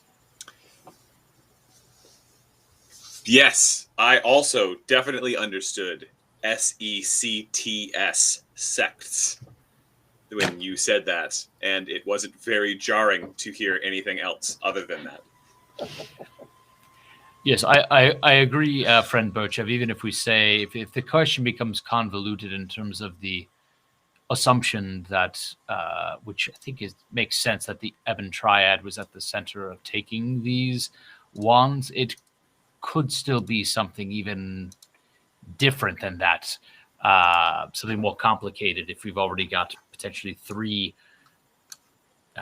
churches, as it were, who are already vying, and who knows who's doing with what, if they're all a bunch of backstabbing bastards, for lack of a better word. I think perhaps, yes, getting most to the point of where are the wands of water intended to save the city. That seems to be the most, for the moment, straightforward. Are we in agreement on that? Yes, seems. Yes. I definitely agree with myself. Yes. Excellent. This is why many heads are better than one. All right. So you wish when speaking to gods, always rely on the morality of Lorenzo. This is what we've learned. Or the directness. I will phrase questions with the smallest amount of words. I think Lorenzo has perhaps also learned from his having to potentially his own dealings of not being specific on his wordings with his own interaction in the streets. So, I forgot that you owe Cthulhu a soul too. We got to get back to that at some point. I technically don't. I have weaseled my way out of that. Not according to the guys down at the docks, you know. They gave me no time. All right. Timeline. So I have as long as I want to fulfill this. So I think we have our question, correct, Greg? You've got what you need? So you're going to... So, yes. So she orders an acolyte to fetch the Star of Justice. The acolyte... she says, let us go into the church itself in order to perform this ritual. She goes to the altar in the hall of the cathedral. With the rains pouring, you can hear the pitter-patter of, more than a pitter-patter, you can hear the heavy, steady drum beat of rain on the wooden roof high above. It kind of gives everything a low rumble to it. And the usually cool but temperate church hall feels downright chilly as all the warmth is sapped from it by this ongoing deluge, this constant flow of rain. She gets up to the altar, dons holy vestments, and after a few moments, the acolyte arrives with a lovely wooden box. He opens it, and inside the velvet-lined container lies the Star of Justice, the holy mace of divination. And she pulls it out, sets it on the altar, and looks to you. Are you ready? I am. Are the rest of you ready? Of course. Very well. She begins the ritual, chanting softly and slowly. It takes about 10 minutes as she stands over it, her hands up, praying. At one point, you notice that there's like it's kind of surreal, but you see the faintest outline of a glow as the chant goes. And it grows brighter and brighter and brighter over time until it's almost so bright that it's difficult to look at it. And after what seems like an eternity, but is probably about 10 minutes, she stops, looks at you, and says, Feld, she says, "The star is ready. Ask your question." Loudly, slowly, clearly.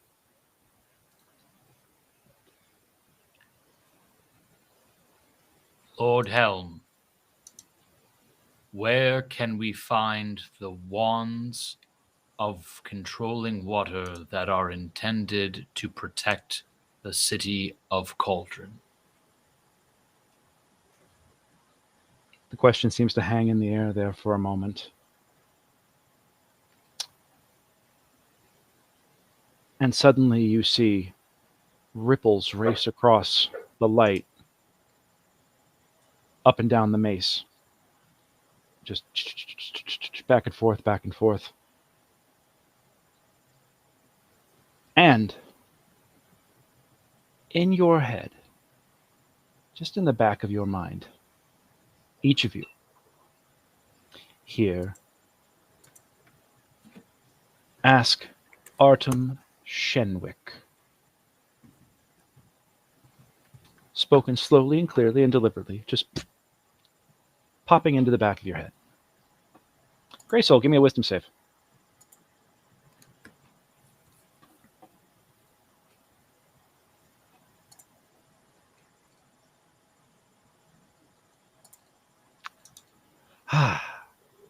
Yeah. Good times tonight. Yeah, it sounds just like Leira in the back of your mind.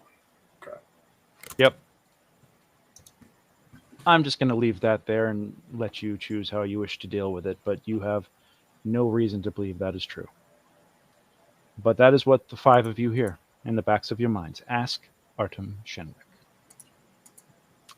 And with that, the mace, the glow around it, whoosh, zips up and disappears.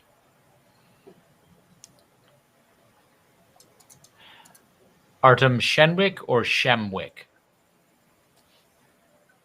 Shemwick is what you heard.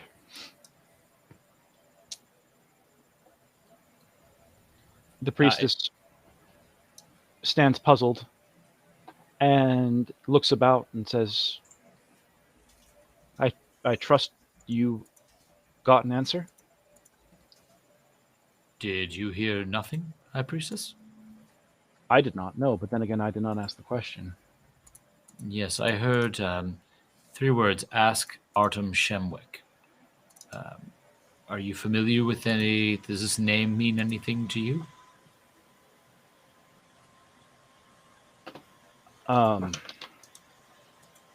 It was Artem, he is not correct? Oh, Artis. Shemwick. Artis, pardon me. I might have misspoken, but according to the book, it's Artis Shemwick.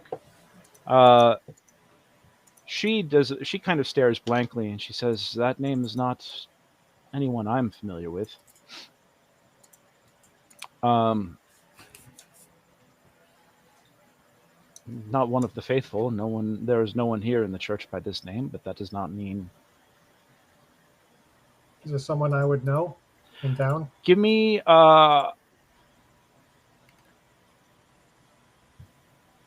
you might actually. There is a potential that, I mean, you happen to know people who know people. You could probably, the name does not ring a bell initially for you, but you could probably ask around and put some feelers out. And who knows what that could turn up. Actually, you know what? Give me an investigation check or history check. Give me a history check, Nate. Okay. 19. Actually, yeah, you've heard the name before. You've heard the name before, due to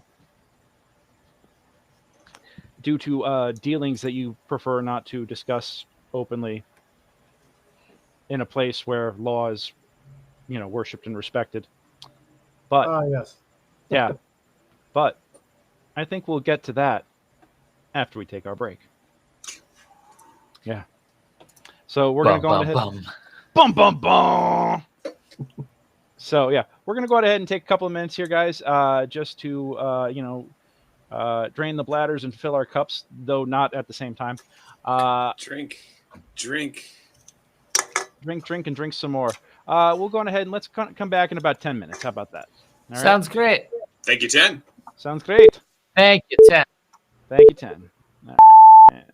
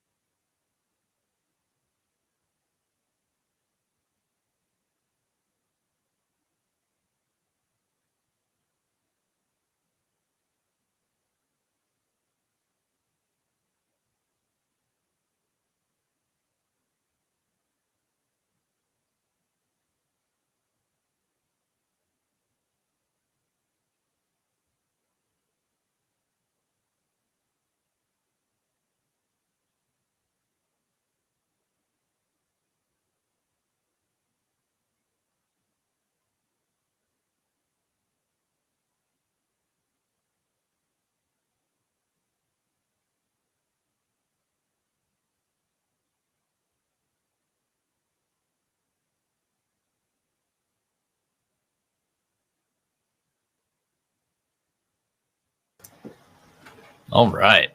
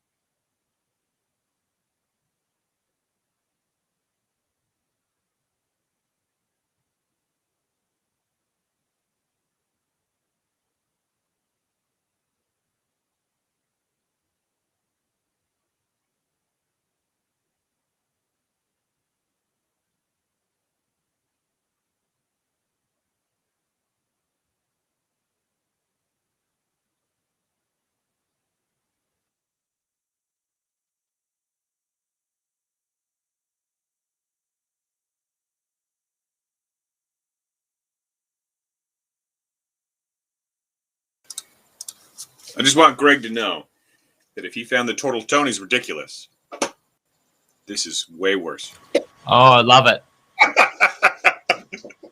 Love it. Are you guys the Carebarians? No. But I encourage you to watch on Thursday if it's streamed.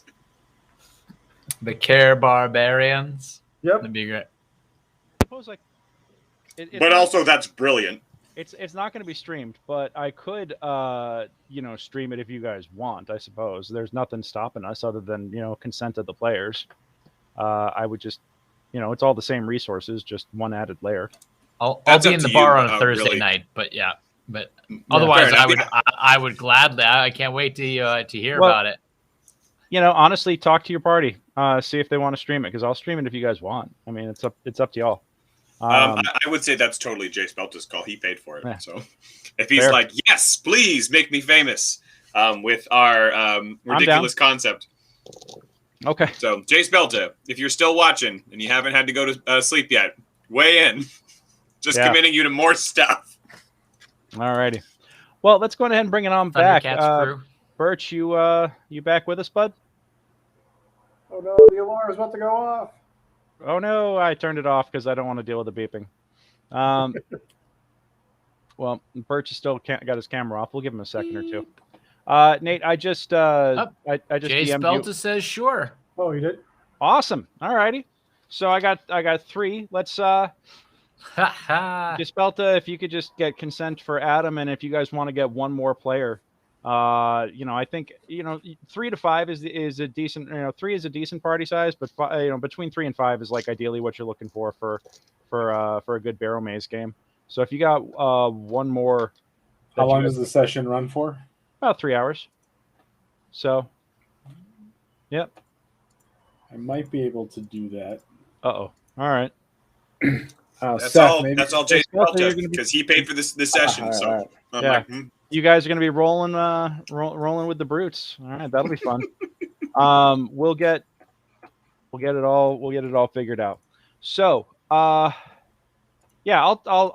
get with you guys all off stream. We'll get in the Discord and chat about it and get everything rolling. He's actually got a very specific mission contract that he's picked off the job board that he wants to do. So that'll be a good time. You guys will not be going into the Barrows. There's another gig that will be happening, so it'll be very, very fun. I'm so excited to get Barrow Maze going again. And once I get the site up and get everybody on Discord together, then once all that's running, I will be getting onlybrutes.com up and running, which I'm very, very excited for. But I'm just so stoked to get Barrow Maze going back in full swing. I wanted to have the site ready to launch before September, before October started, but September just got to be a crazy month, and shit happens. So, Birch, you back with us? Where you at, bud? How does Sir Feldruucan Vorkrist afford all those hot cross buns for the kids? Find out on onlybrutes.com. Yowza. He doesn't get inspiration for that? Yeah. That's so good. Yeah. Oh, and Nate, you're getting called out. I love this. So it was Matt. It was Matt who was volunteering. But that's nice that you were offering that, John. Well, yeah. He doesn't. He Nobody doesn't else want can hear this but you and me. I'm just whispering to you now. Not all of my characters are schizophrenic. You can thank Greg for that. that. Hey man, you're the one who picked the feet and background choice that causes this. So Yeah, you know. D&D Beyond is definitely. I keep going back to it, and it keeps actually like taking off my armor. It's getting ready for onlybrutes.com. Onlybrutes.com, yeah. It seems that way. It wants you to take your armor off. All right. Well, we'll give That Adam. feat was that's a custom feat from you, Greg. I didn't pick it. You That's not a me and custom. I said, let's do it. I wouldn't say that's a custom feat. That's actually from the game, or that's from the source. Really? Yeah. Ah, all right. Yeah. Okay. Which one was it again? I'm trying to remember. Touched in the head. Touched in the head. Yeah, that's right. Touched in the head. And what is the benefit of having touched in the head again? I'm trying to. The benefit was that I have advantage on any rolls trying to take over my mind. Oh, that's right. Not just charm, but like I think anything. Yeah. Yeah, but your mind is disorganized and chaotic. You get advantage on all saving throws against mind affecting effects, save for those that cause confusion or insanity. Your inability to concentrate for long makes you suffer a -1 penalty on all wisdom-based skill checks. So, yeah. And you have a number of strange quirks that can make you difficult to get along with, but that's we just like being commanded to decapitate my friends. I mean, you've got you're basically a schizophrenic, and you've got the voices of your god in your head telling you what to do. So that's a little crazy. So although I know that crazy is not the preferred term in the mental, what is it, the diagnostic manual. So yeah. So I like my feet means I can trust you behind me. And I cannot be surprised. Yeah. All right. So, and yeah, everybody's getting invited. Yay. Cool. So yeah, I hope Birch didn't fall asleep on us, but he's East Coast, so it's okay if he did. Lorenzo, I did message you with how you know Artis, or how you know that. Yep. Yes, the High Priestess Jenya kind of is like, so you have an answer then, yes?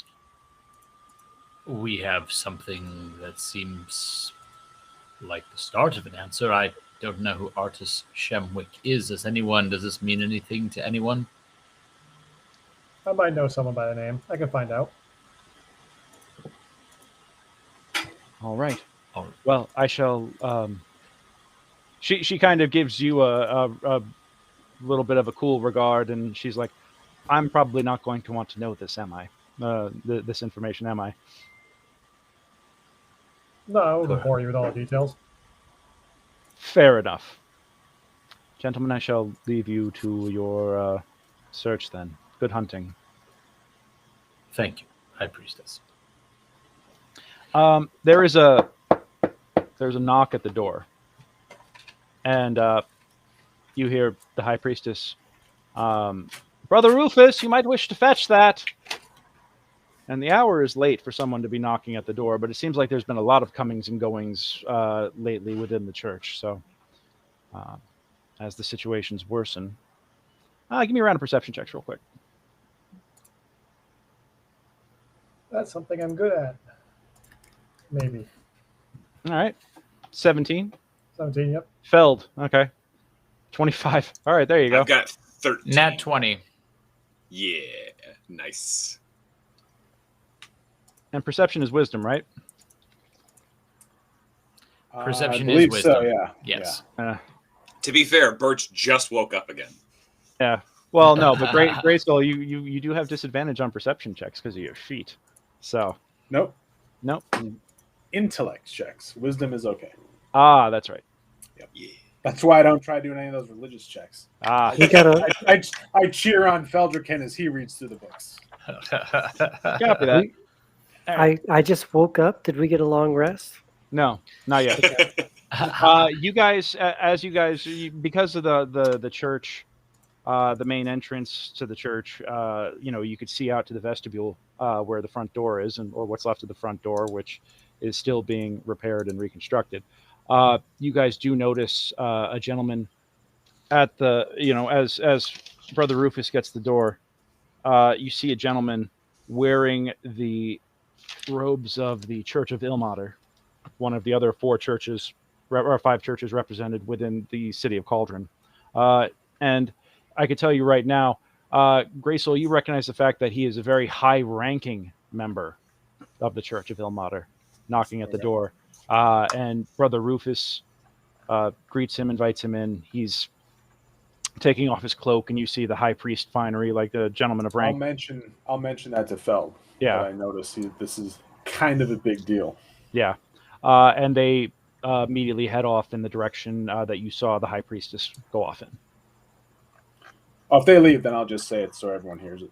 Yeah. So it's the high priest of Ilmater with the high priest Jenya. Heading, Brother Rufus seems to be escorting him in the same direction that you saw High Priestess Jenya go off in. Yeah. I see. Yeah. So they head off, and yeah, you're all standing about. It's just the 5 of you at the moment, though. Does anyone know? I think it's time to go shopping. Did you all hear that the answer from the mace in your head? Is that how it works? What was that, friend? When you asked the mace the question about the rods, did you hear a voice reply in your head? I did. Was it a woman? Was it Greg? It didn't seem to have any sort of distinct gender to you, Paul.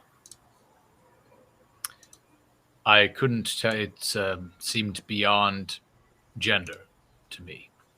It just was. Anyone else? It seemed as though some others heard. Anyone else get a sense? What are you thinking, Greysoul? I heard it sounded like Leira to me, and so I can't really. Something to keep in mind for sure. Yeah. Did anyone else hear any sort of gender aspect or anything that one had heard before, recognizing the voice? I mean, I've been forsaken right now, so I really don't. I think it's just my mind playing tricks on me, but I just wanted to put that out there. Perhaps yes, but a clue is a clue. Perhaps it is accurate, or perhaps it is just a thought or a filter that someone has placed on your mind for other spirits to sound in a way. Probably.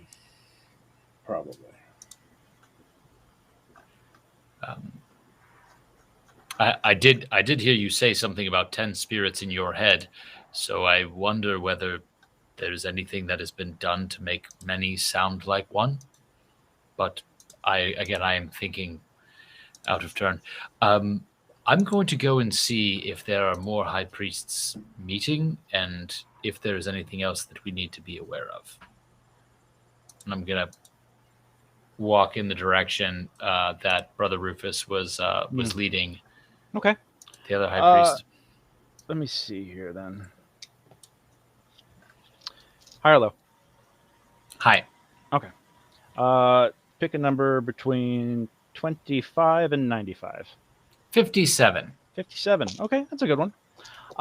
As you are walking out through the church towards the vestibule, you turn the corner and start heading into the heading into the more residential areas of the complex. You do know that the High Priestess's office is in this direction. And although it is late, you do see Brother Rufus coming out of said office and closing the door firmly behind him. There is light coming from underneath the door. Brother Rufus turns and says, "Oh, Sir Feld."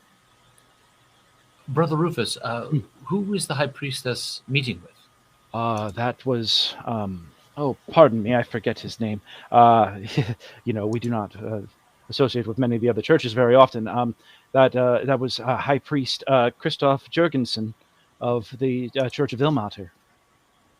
Do you know are there other high priests that are meeting as well, or do you know what the nature of this is? No, he just said that he came to speak with the High Priestess of a matter most urgent.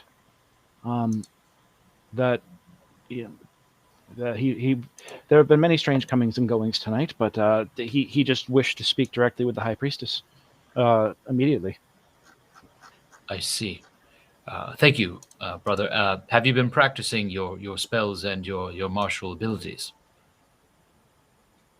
I have. Excellent. I think it won't be long until we're sharing the field of battle and the glory of Helm together.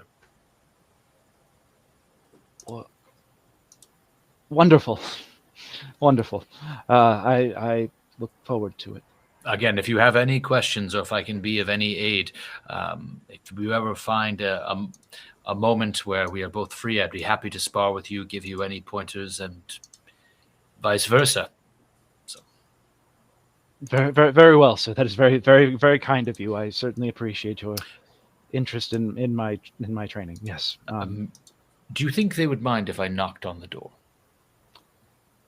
I do not know, sir. I was not given any explicit instructions on the matter. I see. Then I will pretend that we've already completed our conversation, and if they are cross with anyone, they can be cross with me.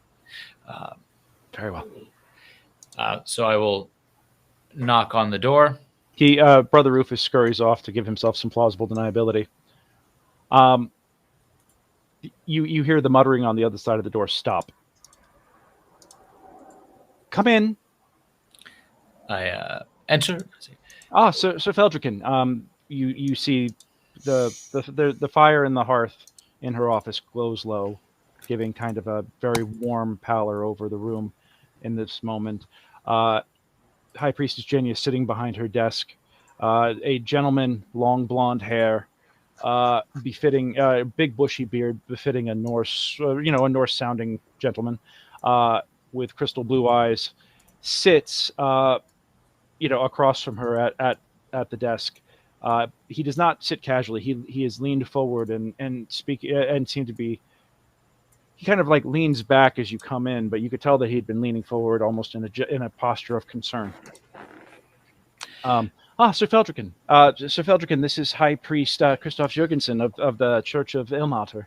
He's here to speak with me at this late hour regarding something that might be a matter pertaining to your current object of interest. I thought with a late night messenger it might be, as many things seem to be conspiring together that are problems of the city. If only a messenger would be suited for a matter such as this, Sir Feldruucan. It is a pleasure to meet you. And you, sir. Your name has traveled our city quite a bit as of late. I understand we owe you not one but many debts of gratitude for services you have rendered to us. Thank you. Of course, we all act in the ways that our divine benefactors guide us. Indeed. Well, hopefully we find ourselves in common cause. But I come seeking information about the state of the wands. Unfortunately, we were not able to contribute to the commission this year, as you may or may not have known. I myself, having just learned of Jenya's recent and unfortunate promotion, I was recently promoted a few months ago rather a couple of years ago now, I suppose. Time does have a way of flowing forward, doesn't it? In a tragically similar situation where a number of our higher ranking members were slain. Was that incident at all related to the acquiring of wands or objects in the protection of the city? It was not. Their loss was tragic and mysterious, and yet to this day, no one has been able to give us straight answers as to what happened. Of course, I come here seeking information as to why the wands hadn't been deployed yet, as we thought they would be, and to find that they had been stolen is quite alarming.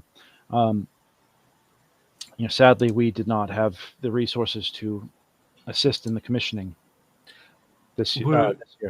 Were you or any of those of your order aware of the travel plans of our fallen high priest?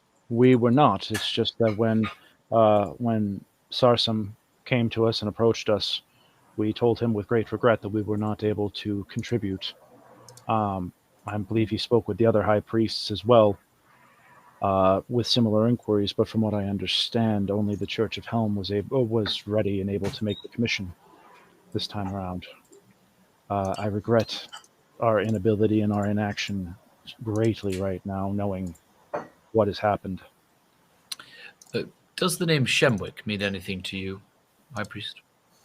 Let's find out if it does. High or low? Let's go low.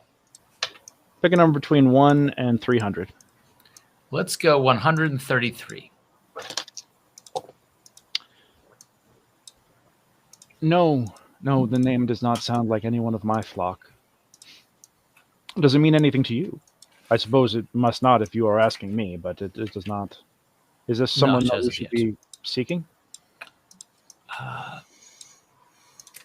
Helm seems to think this name is in connection with our missing wands.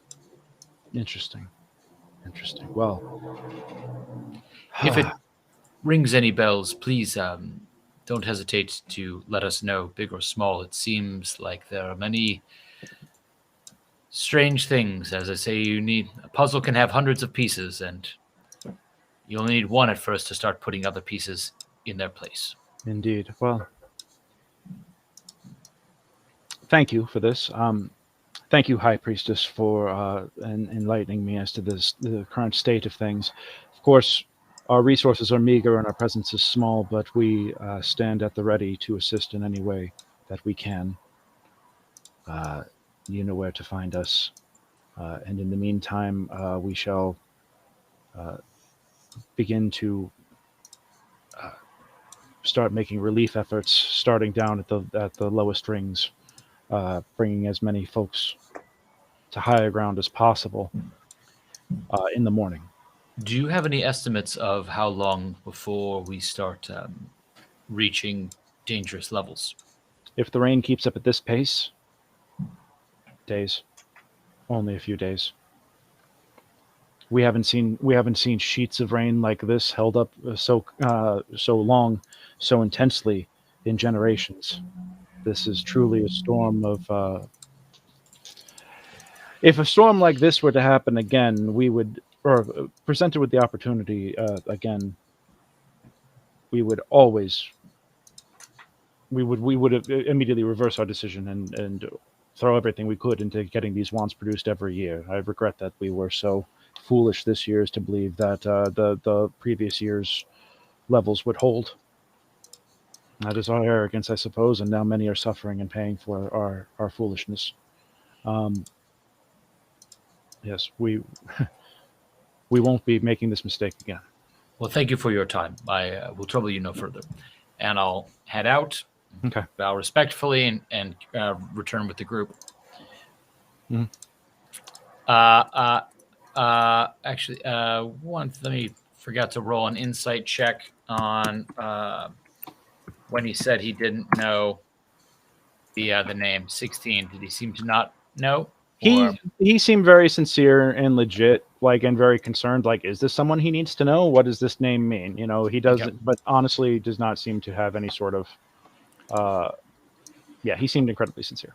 Cool. So I go back to the group. I relay the information to them. If he doesn't seem to know who it is, the fact that we have only a couple of days before the lower levels start to flood. Lorenzo, you said you might know someone who might know this Shemwick. Yes. Is this the sort of thing that you need company for, or what? It is night time. I think it's time we all had a drink. And let us go and have a drink. I'll lead them all to the local seedy pub. Actually, give me which seedy pub are you going to? Whichever. I'm guessing I have a way of getting in contact, and so I'm pretty sure that's to do in a location where I mentioned something to somebody. Give me another history check real quick. A what check? History.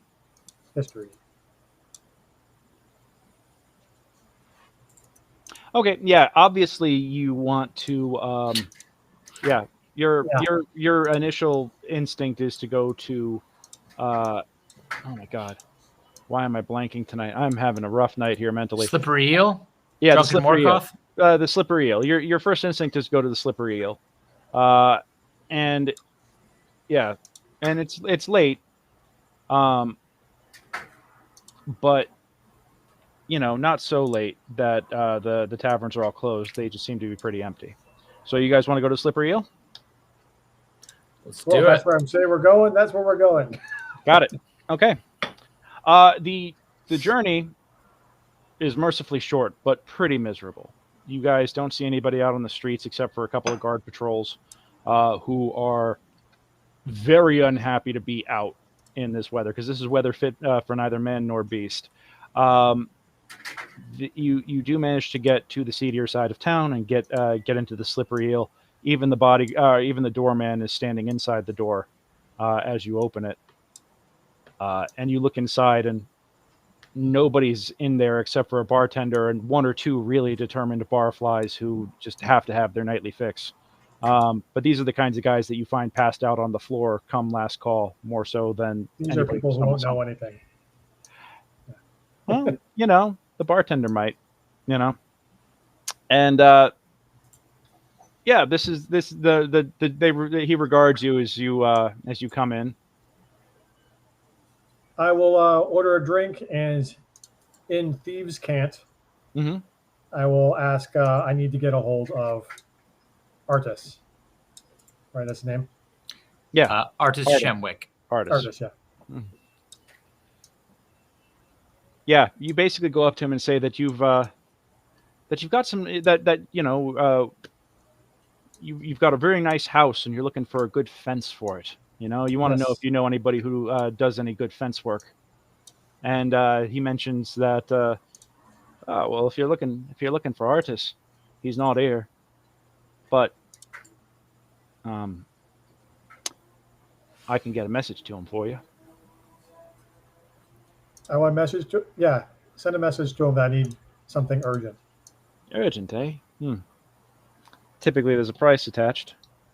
How quickly do you need me to get a hold of him? Price is no object. Really? Yes. Care to demonstrate?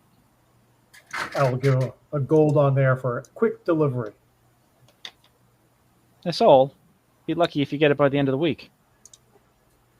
Well, how much do I need to ensure that the message is delivered first class? Well, it's a 10-day week. Gold a day, bump it up a bit, priority. How about this? Give him one of the plat. 15. Yeah, gold on the table. I'd like it by morning. Right away. Well, I will have someone reach out to you with a reply. Thank you. I'll be lounging in my house if anyone needs to find me. Right. Don't worry, mate. We know where you live. He says with a bit. Everyone does. Yeah.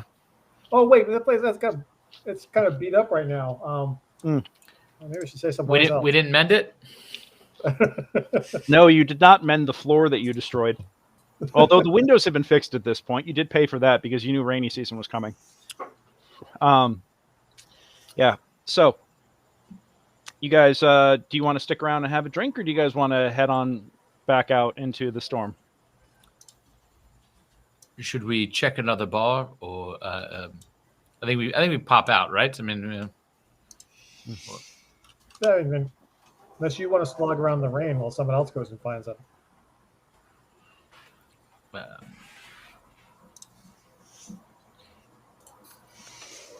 I trust your sources, Lorenzo.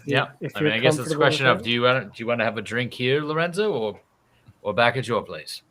I don't think this place has my sort of drinks. Yeah, you're suddenly not thirsty anymore.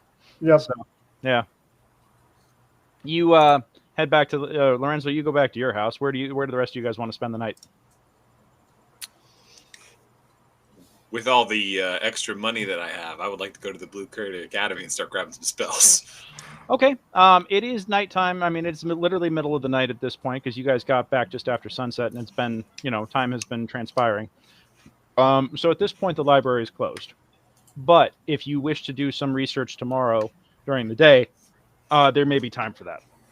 But for the moment, do we want to just say that you guys call it a night? Back to Helm, I guess. Okay, you go back to Helm. Paulie?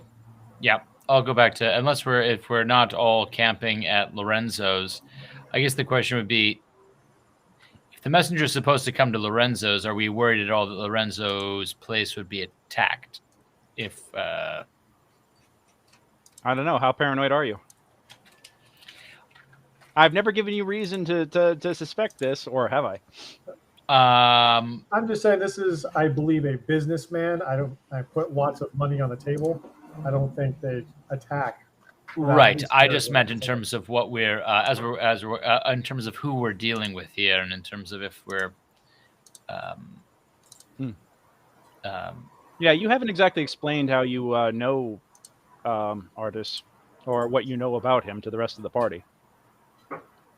I'll explain that he's a known person to buy and sell things that aren't exactly found in regular stores. They may be a little hot. Yep. And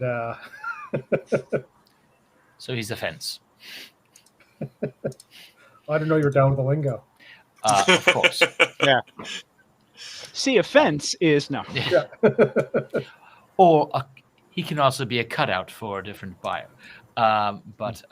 Yeah, I guess my question would be, that was asked to Lorenzo. Lorenzo, do you feel confident in your safety with dealing with this Ebon Triad, staying at your home? Or would you like if some... he's been compromised, that could get dangerous, but yeah, sure, let's have a sleepover. Okay. Yep. All right. So, yeah, you guys head back. And actually, Greysoul, what do you want to do? I'll hang with the group. Okay. Well, the night passes peacefully. Morning Full comes. rest? Full rest. Long rest. Hey. Matter Level of of fact, exhaustion removed. Yes, indeed. Yes, indeed. See, I wasn't going to make you suffer that while it actually meant anything. Come on, you know. So do I actually get like a good night's sleep? Like no one's screaming at me? Give me a wisdom save. Okay.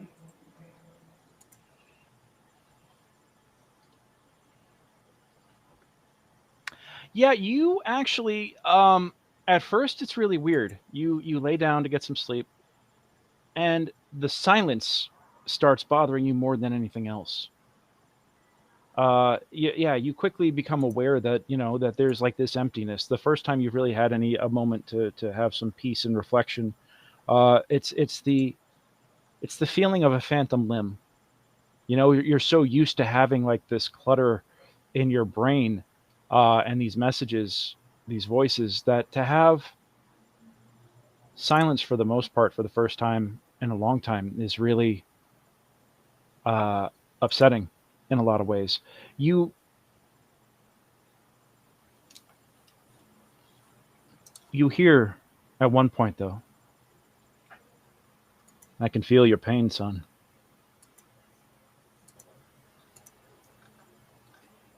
I would never make you choose.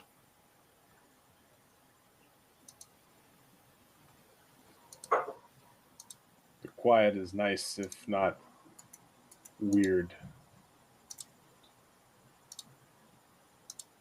Nice, if not weird. That's one way to put it, but I can see in your soul how hurt you are, how upset this makes you. You do know, though, that you are your own man. They didn't make you. They didn't make you who you are. And yes, I wasn't there. Yes, they're the ones who raised you, and you learned their traditions, and you learned their languages, and you learned their prayers and their everything else, but there's more to you than that. Maybe it's time. It was my fault that you weren't there. You weren't even a child. You were an infant. You had just learned to walk. You can't really believe that you were culpable. I caused that fire. It's my fault. Well, you and I are together now, though, and it's time that we made up for lost time. Okay. Rest, son. Tomorrow's another day. And maybe now it's time Corvus discovers who he really is and who he really can be. How does that sound? Sounds good. Good. Be at peace, son. Tomorrow's a new adventure. So with that, you do actually fall off eventually and have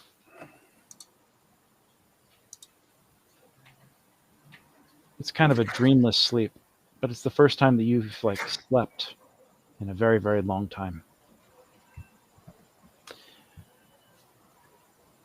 Just before sunrise, there's a knock at the door. Lorenzo, give me a perception check.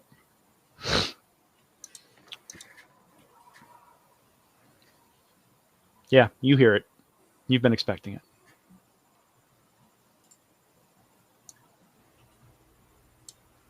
Someone at the door? When do you peer out it? What do you want to do? Yeah, I'll wait till know that right by the door or something about the slipping thing, and then I'll open it and say, "Hey." Okay. So I will actually say that with a 21, you can hear them coming before they've even had a chance to knock, and you open the door, and you actually see standing there a child, soaking wet, in rags, kind of startled at the idea that the door opened. It's like, I'm not here for anything, sir. I wasn't gonna take nothing, I promise. Do you have a message? I do, sir. I was told to knock and leave it right here. Please don't tell them to actually saw me, sir. I was told not to be seen. Sorry, sir. Sorry. I'll take it. I'll hand him a couple of coppers and say, "Go get warm." Right. Thank you, sir. Thank you. Yep. Thank you. Scurries off. Yeah. He hands you what is an envelope. All right. Let's see what this thing says. Okay. You do you just open it? Yep. Okay. You carelessly flip it open. Well, no, I'll look at it first. Make sure, does that have a seal on it of a certain type? Or? It's got a seal. It's actually got a wax seal, a red wax seal. It's with an ornate A put on it, or in the center of it. Okay. You break the seal and open the envelope and pull out the parchment and unfold it. It says Lakeside Pavilion, midnight. Come alone. Okay. AS. So we have a full day before I find out anything from this guy? Right. Yeah. Okay, first I'll tell everyone what it says and be like, and first, I have no intention of going alone. Would you like to So go it'd be with great a if pet I had dog, maybe a an animal pet companion crocodile, of some sort? your pet bear? For sure. Well, seeing as how last time, I just feel compelled to point out that last time you had Birch tag along as an animal, the guy got murked, so. Yeah, please. Well, I don't know that, do I? He came out and fucking said it. Oh, okay, you did? Yeah. I'm very proud of my very sound decision. He was very blunt about it. Yeah. Yeah, no killing the guy this time unless we agree. Unless you're attacked first. Yes. Okay. All right. Oh, if he attacks me, then go crazy, kill him. Okay. Perhaps in the meantime, we should go and speak with Sky, sell her the objects that we've acquired in the tavern, and find out her or the folks at the Blue Crater Academy, if we can get someone to melt down the glass that we found, get our goggles going. There you go. Okay. Cool. That actually sounds like a pretty decent day's agenda. Do you guys want to do anything else? Go back to the church? And actually, Feld, did you share with them any insight about did you share with them what the High Priest of Ilmater said? Yes. I mean, in terms of that, that they had, in terms of the water, and in terms of, and in terms of that they hadn't, that the only church that had contributed had been Helm, and that they regretted that they said they didn't know the travel plans of the High Priest. And am I missing anything? Well, give me a wisdom check. My wisdom save. Okay. Let's see. That would be. I have to go back and roll to this.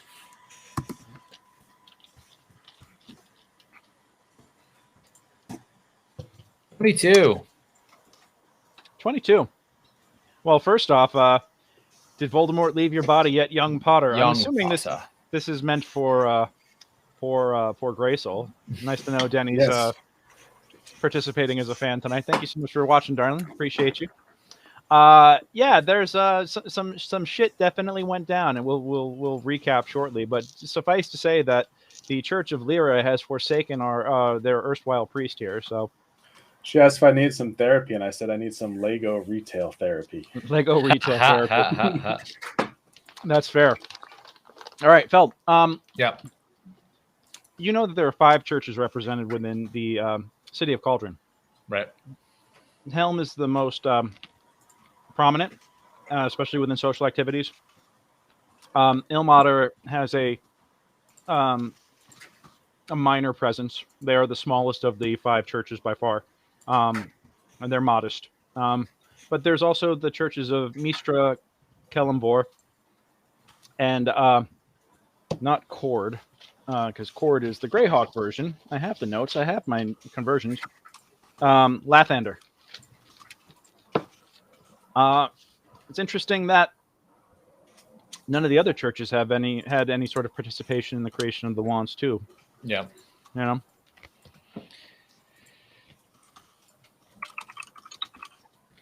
So yeah, we have that as an objective. Whether we think anybody else might be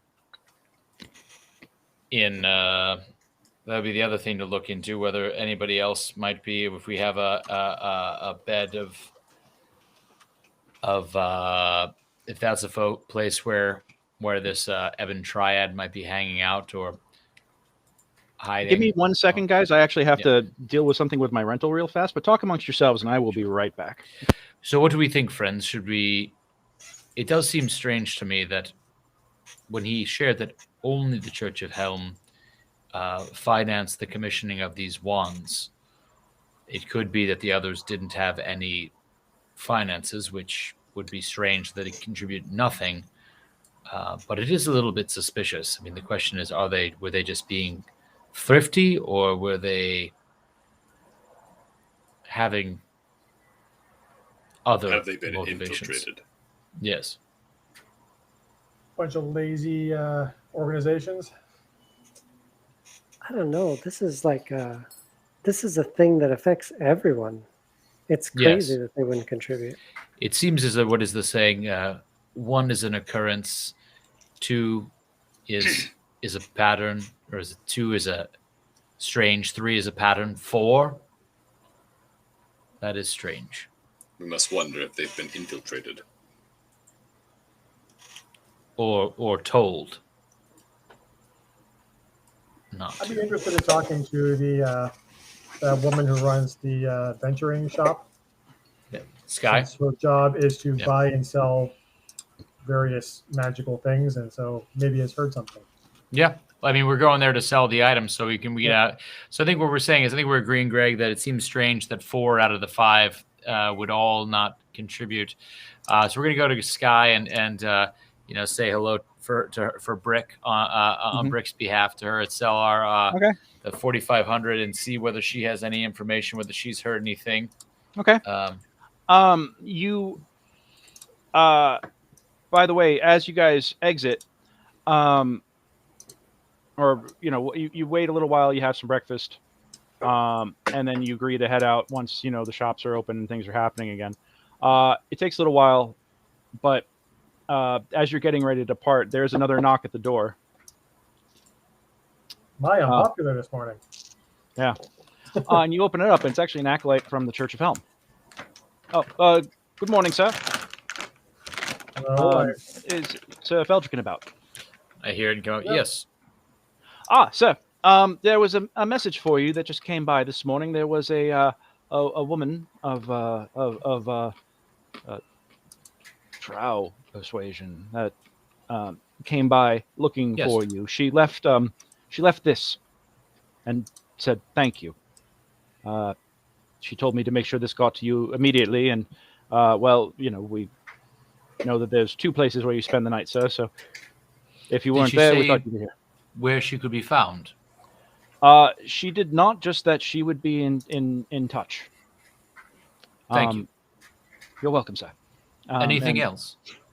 No, sir. That's it. How goes the search? The High Priestess would, of course, like an update on the search for the wands. Anything we can do? Tell her we have a possible lead. Wonderful, sir. We'll do. And of course, if there's anything you need, you just let us know. Of course. The Bailey attack. Helm's blessing be upon you. And you, sir. And he jumps off like my cat does and just ran off. Yeah. So I'll open the box, or I'll check the box. See. Well, there's a note on top. What does it say? The note on top is a very simple thank you note, just saying thank you again for saving my life. I owe you one, and the Striders of Selûne never forget a debt. In the meantime, maybe one among you can put these to good use. And you open up the box, and you find a very, very fine pair of leather boots.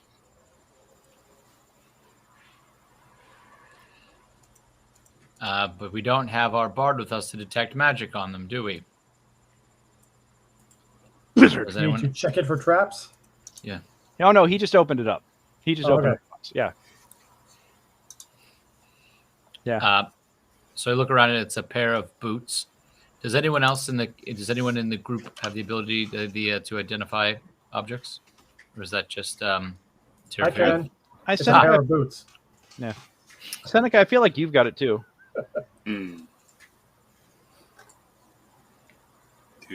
Do. That's what I have. Yeah.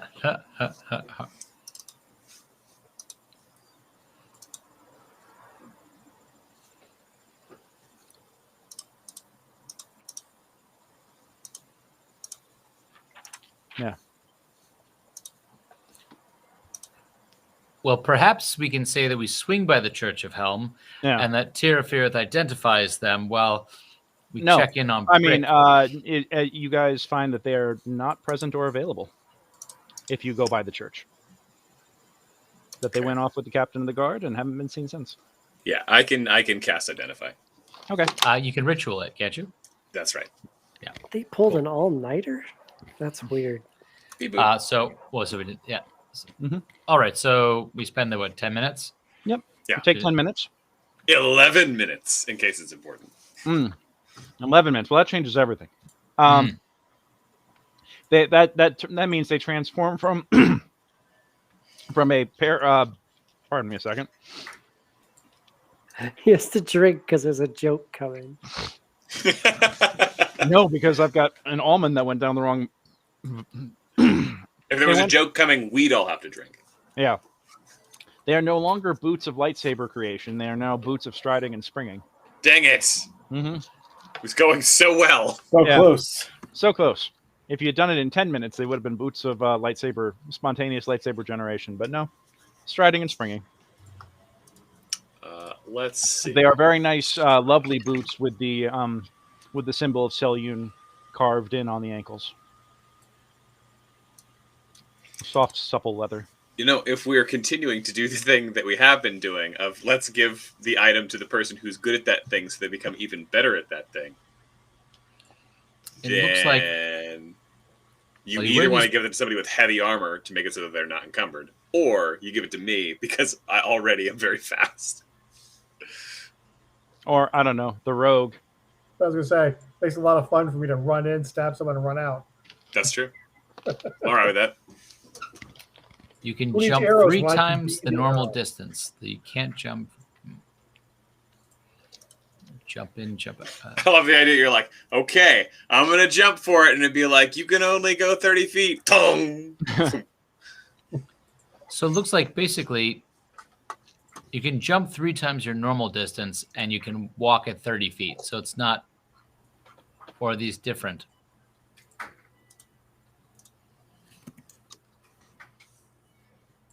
Hold on a second. I'm pulling back up the description myself. Is this a 3E versus a...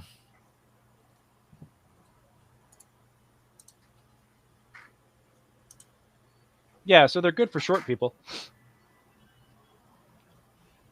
Yeah. Speed isn't reduced if you're encumbered or wearing heavy armor.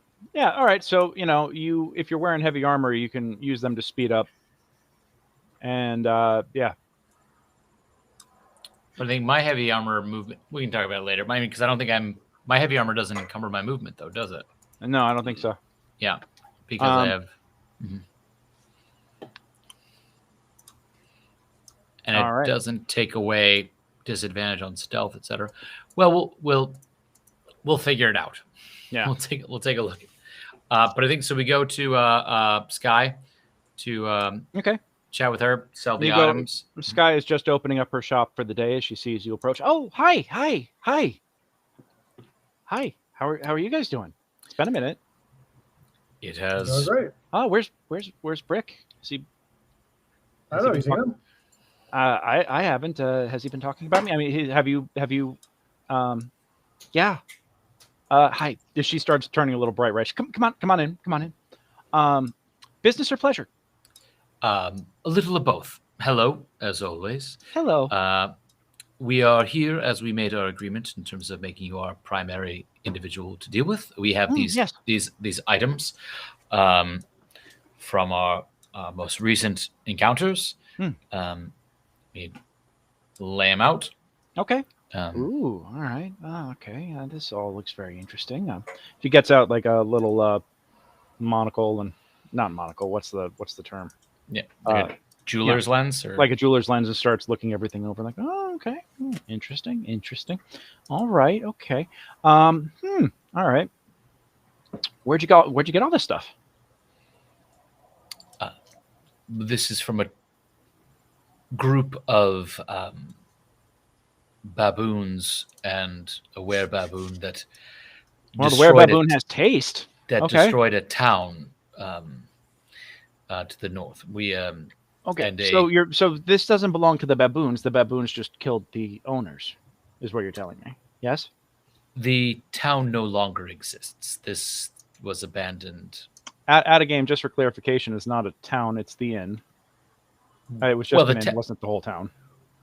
I thought we saw that the town itself, though, was also the inn stand stood alone roadside. There was nothing else around it. It wasn't like a town. It was just, there was the inn, there was the barn, and then there was the pile of corpses. Gotcha. Yeah. So if we told you where we got it from, we'd be a monkey's uncle. Oi. All right. Okay. Well. Okay. So she kind of like takes out the jeweler's lens and pushes the stuff away a little bit. So this is looted from a bunch of dead people. Okay. Well, I mean, I suppose that mostly is my trade. What does it all do? Is there anything magical about any of this stuff? I mean, I suppose I could just. Didn't we already check it? Yeah, you did check it. There's nothing magical in the. If this is just the antiquities and stuff that you guys recovered, then there is nothing magical about any of this stuff. Got it. Okay. Well, my business is selling magical items. If none of this is magical, it's not exactly of interest to me. I do appreciate you coming by first, though, and I want you to tell me all of the details about how you got this, mostly so I can have deniability in case the guard comes asking, uncomfortable questions. We don't want any of that, right? But I'm not going to lie. I'm not going to buy it unless it is magical. If you want, there's another gentleman in town, Tyget Mispis. Tyget, he runs Tyget's Old Things up on the Middle Rim, just about halfway around. He might be interested in all this stuff. He doesn't do the magical stuff. He does all the non-magical stuff, and he's got a lot of interest in this kind of stuff. So if you've got that kind of, Tyget Mispit. Yes, Tyget. He runs Tyget's Old Things. Gotcha. That's the name of his show. Well, as you like stories, and as we came to talk to you, have you heard before of the Ebon Triad? That is an excellent question.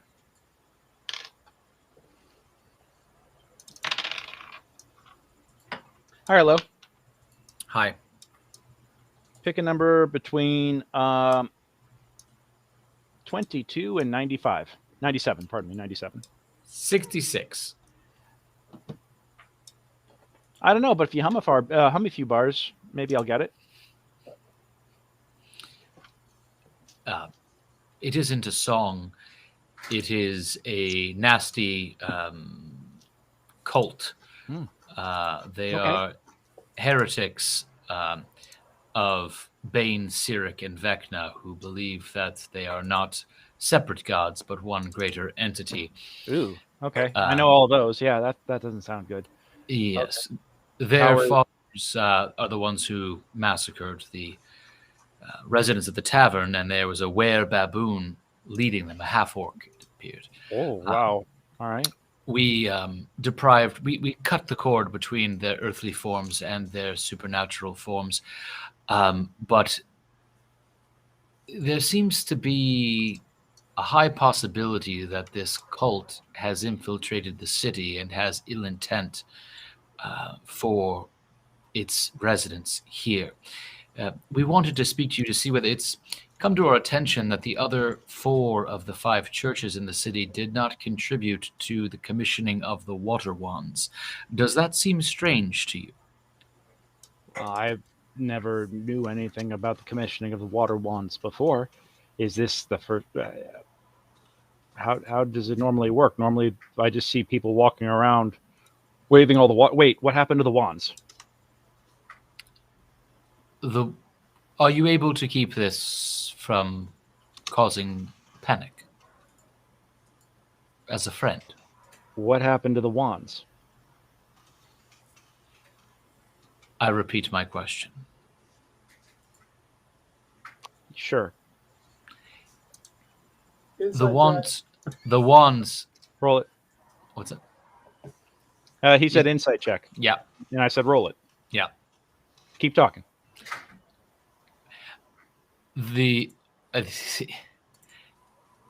So Zero, yeah. Is she able to keep her mouth shut? I guess that's it. Actually, I should also be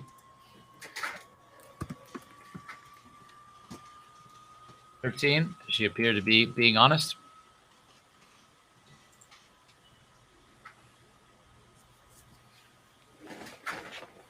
You think that she'll probably keep her mouth shut? Unless it's deemed, most likely. Yeah. It appears as though this Ebon Triad is involved in the murder of the former High Priest of Helm and the stealing of the Wands of Control Water. Oh. So the wands are gone. The wands are gone. We are in the hunt and pursuit of them. Right. Okay. Oh, that's a lot. Okay. There is only a matter of days until there starts to become extreme damage and risk of life to those in the lower city. If you are able to subtly get people to be aware, I trust your judgment. But we are on the hunt for these wands because this is the caldera of an old volcano. I mean, yeah, you're definitely stating the obvious here. Yes. Okay, that's a big concern. All right. Yeah, go talk to Tyget about the other stuff. I'm gonna start getting sandbags and boarding up my shop because this is now that we've shared some information with you. Maybe you can help us out with. Do you know of anyone trying to move magical items in the city besides you? I mean, legally or illegally. Both. I might. How? I mean, okay. The need is obvious here. I see exactly where you're going with this.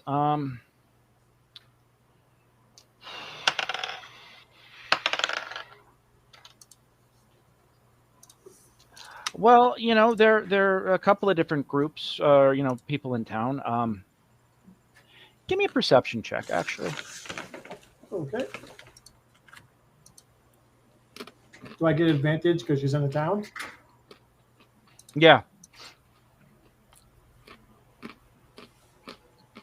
There you go. Natural 20 for 28.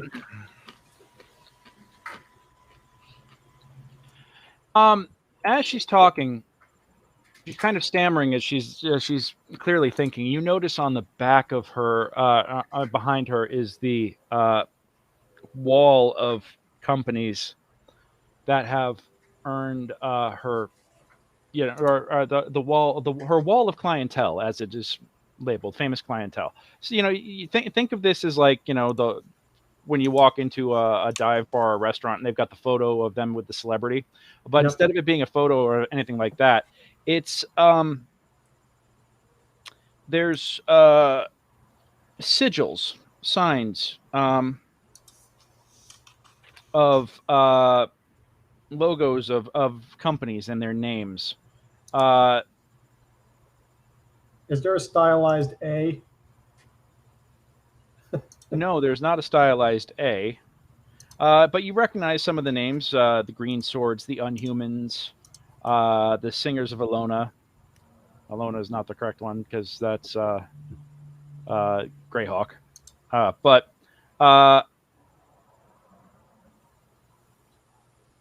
you do recognize, though, that in the back at the bottom, you do notice one rune or one sign that looks to be a Jester's Crown.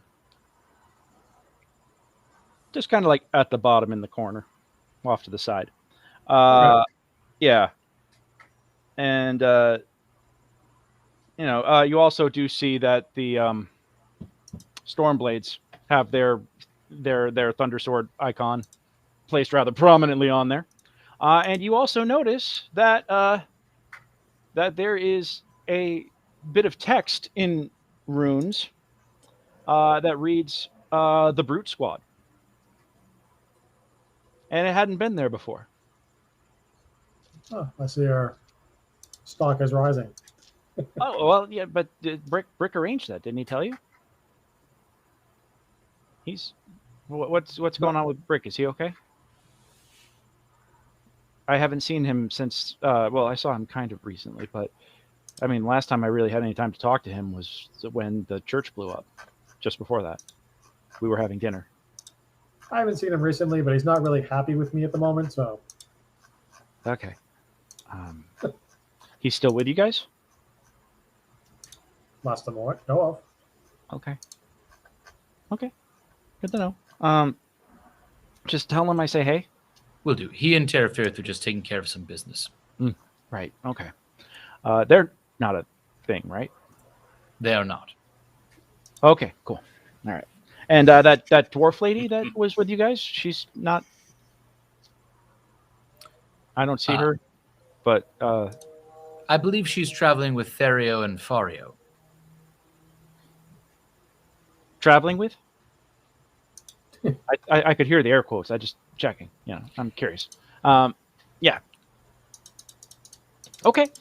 Cool. Well, yeah. Yeah. Talk to Tyget. He'll probably buy some of this. You answered my question of knowing if people are moving. Yeah. I do know somebody. Is artist Shemwick.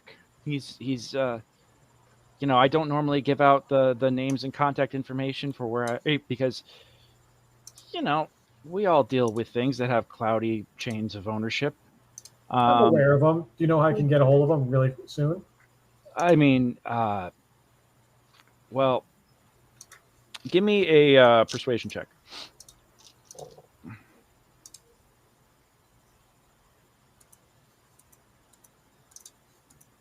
10. 10. Well, he's got some connections. Not the easiest guy to get a hold of. But I mean, you know what he does during the day, right? No. I mean, he's a cook at the Tip Tankard. That's just his cover. He deals a lot more with me and people like us, and people who want to either sell things quietly or buy things quietly. But Yes. that's what he. That's just between you and me. He's also connected, so tread lightly. Connected to people who I have to deal with in this town. Is there any connection with the last lab? Why would you ask such a thing? She says with a bit of a smirk. Because I am but a naive Dragonborn who needs to be. I mean, they are only the predominant thieves guild within this town, and if anybody's going to move anything around, I mean, they would probably know about it. So yeah, he might be connected. That's why I was asking about Brick, because I hear things too, and I hear something about a price on his head from them. It might be an issue at some point, but it doesn't seem to be now. Okay. We will protect our friend. Okay. Well, tell him he's got to come on by and see me sometime. I kind of, was hoping we could finish our dinner. Yes. With less explosions this time, because that's always unpleasant. I'm glad you're all okay, by the way. So, is there another name that that Artem goes by that we should be speaking to him under, or? Would he be startled if we called him Artem? No, I mean he's kind of. He doesn't have any sort of alias or anything like that. It's just if you're in the know, you're in the know. What he does on his, he has to have a legit job for tax purposes. Because the tax collectors are only getting more and more aggressive lately. Yeah. So, but anybody who's in the know knows what he really does. Gotcha. Yeah. Thank you, friend. Yeah. Okay. So, yeah, you guys pick up all your stuff, and it's 10:03, but I want to keep going just a little bit till we reach a proper stopping point. Yep. Can we quickly swing by the general goods seller? Oh, the general goods seller, or do you want to Tigets? You mean the antiquities seller? Tigets, yes. What would you want to do there, real quick? Just see if he's going to buy the stuff. We will handle that offline. Okay, yeah, great. We will handle that offline. Simply because I don't, I want to reach a proper stopping point as opposed to excellent. Like it's 10 o'clock because I know. So I want to respect Adam's time. So I think we do that, and unless anybody else is thinking, I think we go to the Tip Tankard. Okay. Yep. And then I think the question is, do we all enter, or would it be less awkward if Birch in a different form and Lorenzo go in, and some of us stay out back and out front, or do we just want to? I mean, it's midday, right? We can all just sit down to have a meal. It's getting to be like brunch time. Brunch. Yeah, we can sit and have a meal just in case. Yeah. Okay. So you guys all want to go to the Tip Tankard? Yep. All right. Well, I would. Well, maybe we shouldn't all go in. I mean, if he's moving these wands, and he sees our group come in, I think that'll put him on edge, if not prevent us from doing whatever we're going to try to do there. I was more thinking that we would take a table and order some food, and that perhaps Lorenzo would go to speak with him. And that we would just be inside in case there was an issue. Or we could stay outside. I would just think if there's anything that, if we need to support whoever is speaking to him, the closer we are, should there be a problem, the better. That was what my thought was. What does anyone else think? It's brunch time, so it wouldn't be strange to get food, and we've been to the Tip Tankard many a time. Yeah. Fair. Lorenzo, do you agree with this idea? Yeah, sounds good to me. Birch? All right. We'll let Adam have a minute. Yeah. Okay, so you guys head over to the Tip Tankard. The rain has definitely driven all the crowds away.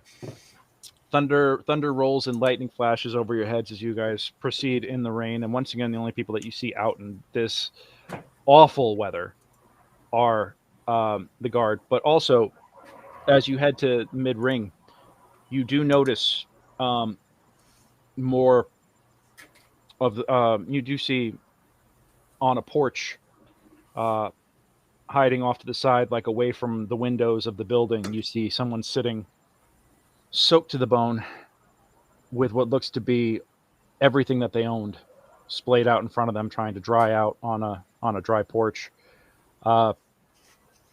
Obviously, these folks came up from the lower ring.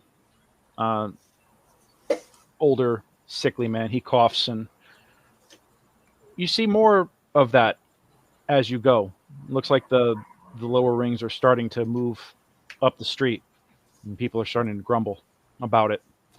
You do get to the Tip Tankard and go in, and what is normally a bustling time, you're the only ones there, besides the bartender. You know that there's stairs that go up to, rooms in the inn. There isn't anybody down eating at the moment. The fire is burning in the hearth, but it's been allowed to kind of burn low, and it's quiet.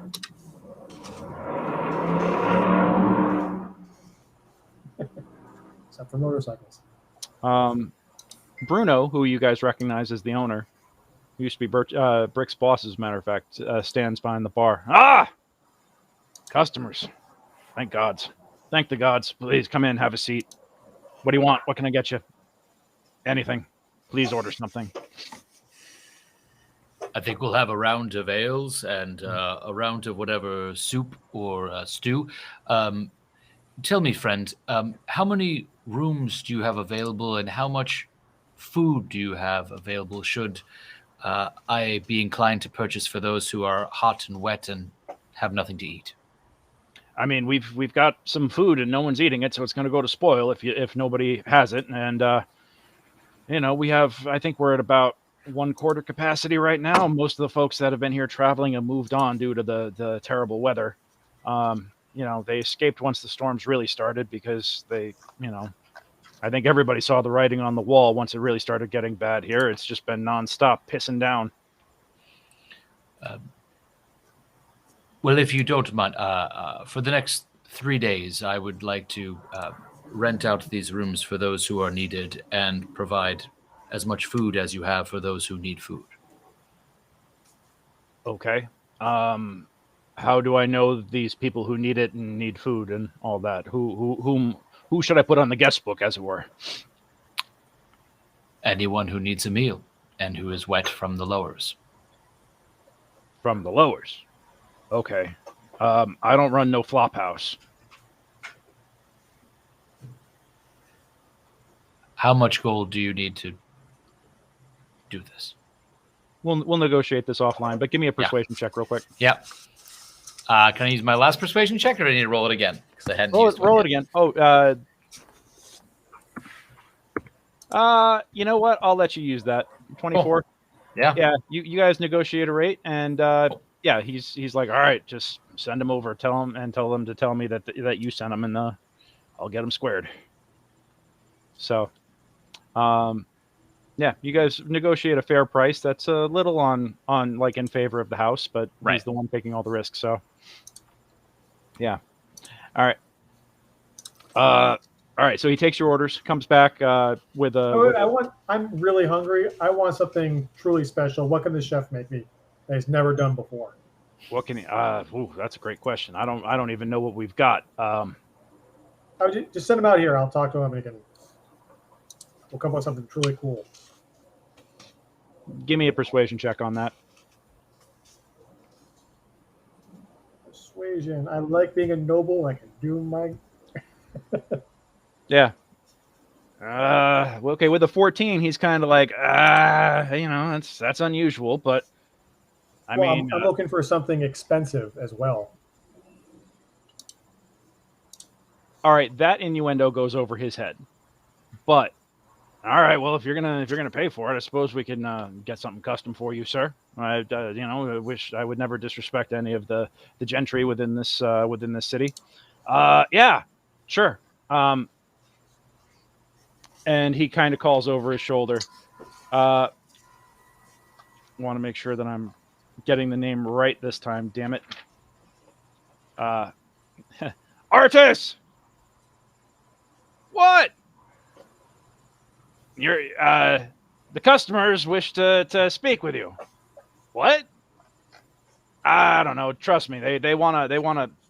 I don't know. They'll tell them I'm busy. They can hear you. Well, I'm busy. Well, they're offering a lot of money. There's a quiet pause, and he sticks his head out and looks over. You see a young man, blonde hair, sandy blonde hair.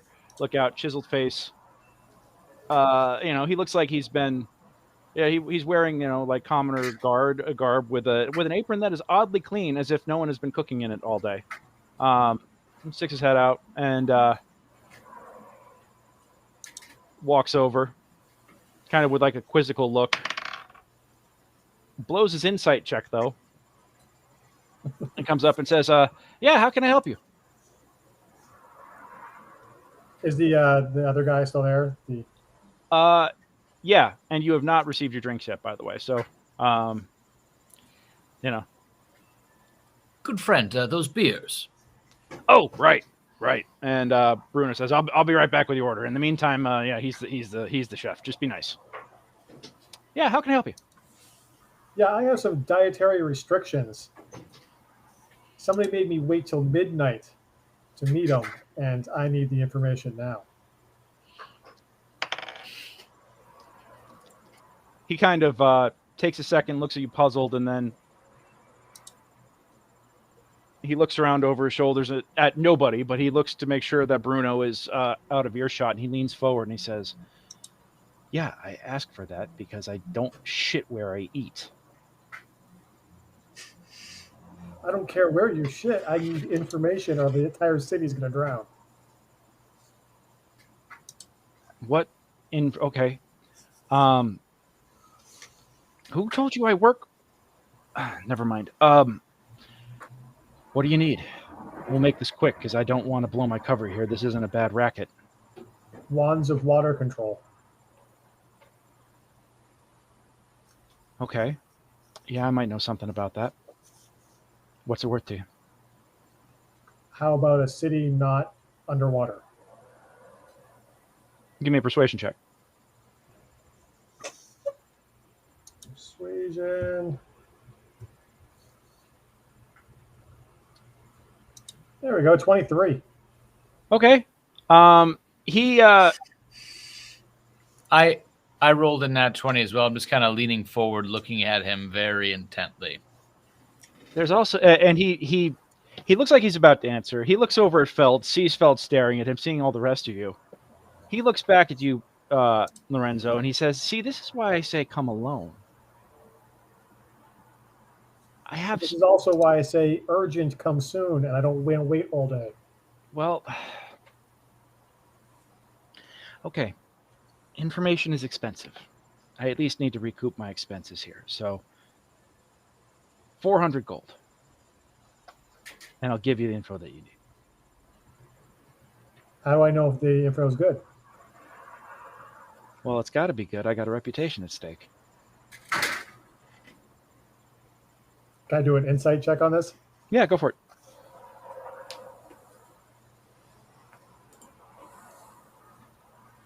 I mean, his logic is sound. Yeah. All right. I'd like to insight him as well. Nothing but All his right. reputation. What's that? Greysoul, you want to insight as well? Yes. Okay. Yeah, he seems to be earnest. You know, Like, I understand offense is nothing but his reputation, so precisely. I will put up 400 gold for this information. He looks down at the pouch, takes it, looks at it. Oh shit! Not even a negotiation. Okay, that works for me. All right. I like how you do business, sir. We're gonna have to I'm do just it going more. to take out the city's coffers later, so. All right. Well, I will tell you this.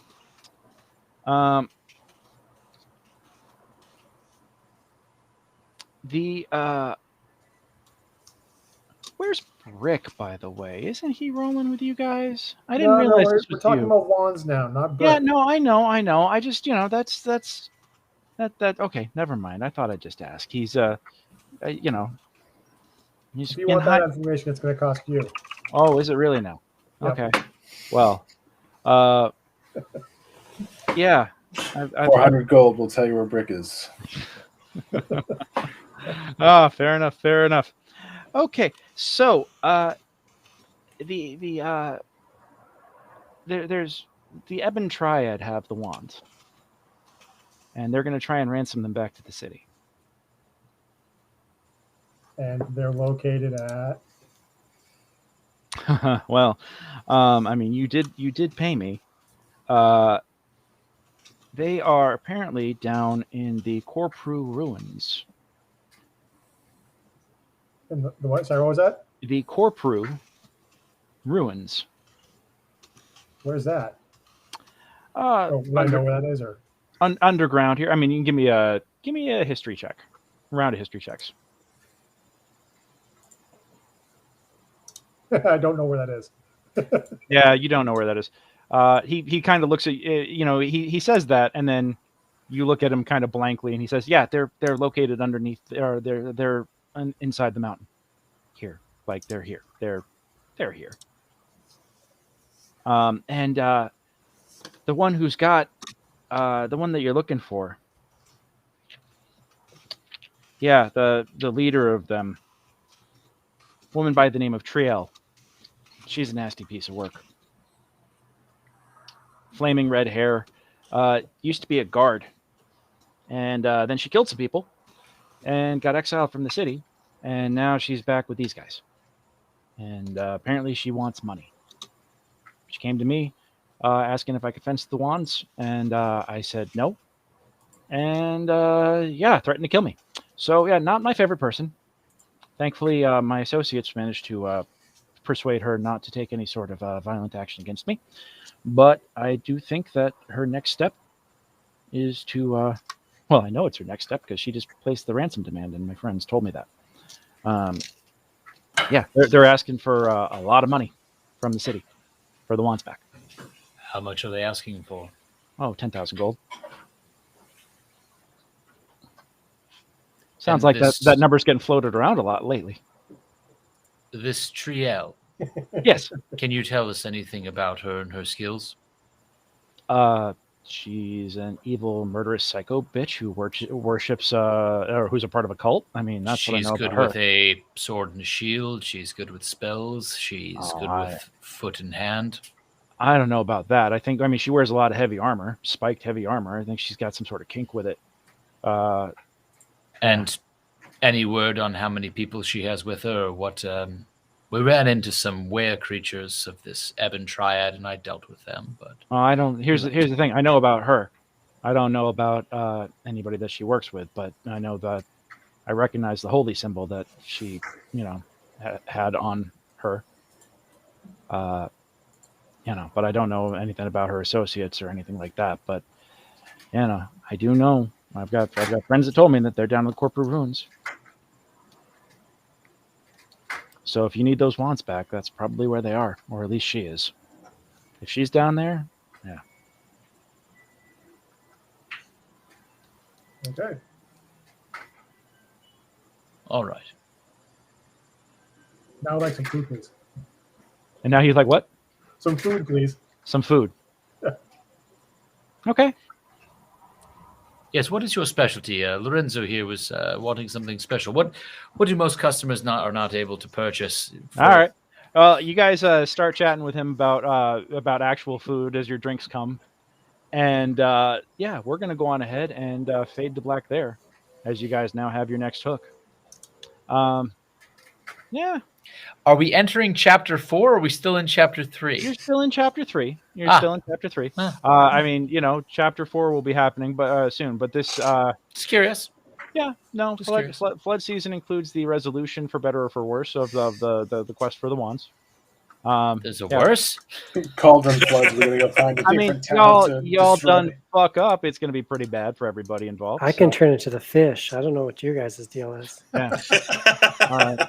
Well, yeah, we will go on ahead and we'll be back next Monday. Barring any other sort of mysterious random bookings or anything like that, we'll be back next Monday at 7 p.m. Pacific, 7 to 10 p.m. So thank you guys. And Adam, thank you so much for bearing with us and being a little late tonight. I wanted to make sure we got that little bit of info out. But yeah, we'll be back. Once again, my name is Greg. I have been your Dungeon Master this evening. This is the Brutes. We'll be back, like I said, next Monday, 7 to 10. And if you want me to run a game like this for you, you can do that. You can find me at mastermindadventures.com. Book me through my boss, Kristen, and I will happily run this or Barrow Maze or some other crazy stuff. I've already heard back from the folks who got the DIY package. They want me to run a bespoke one-shot for them. So I'm going to be setting them up with that, and I'm thrilled to do it.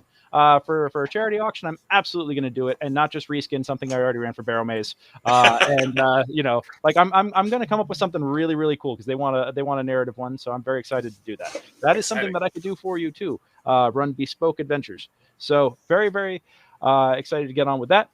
Check out secretsofthebarrowmaze.com. Hopefully later this week, I will be putting out an announcement where you can check that out and book me for Barrow Maze Adventures, or yeah, just find us again next week. Or yes, and actually, I guess we'll be live streaming Barrow Maze this Thursday, starting at 8 p.m. Pacific, on my Facebook or Twitch and everything else. So I'm really, really psyched to do that. In the meantime, once again, I'm Greg. These are the Brutes. Monday nights, 7 p.m. See you next week. And until then, roll them 20s. All right. Night, y'all. Bye, everyone. Good night.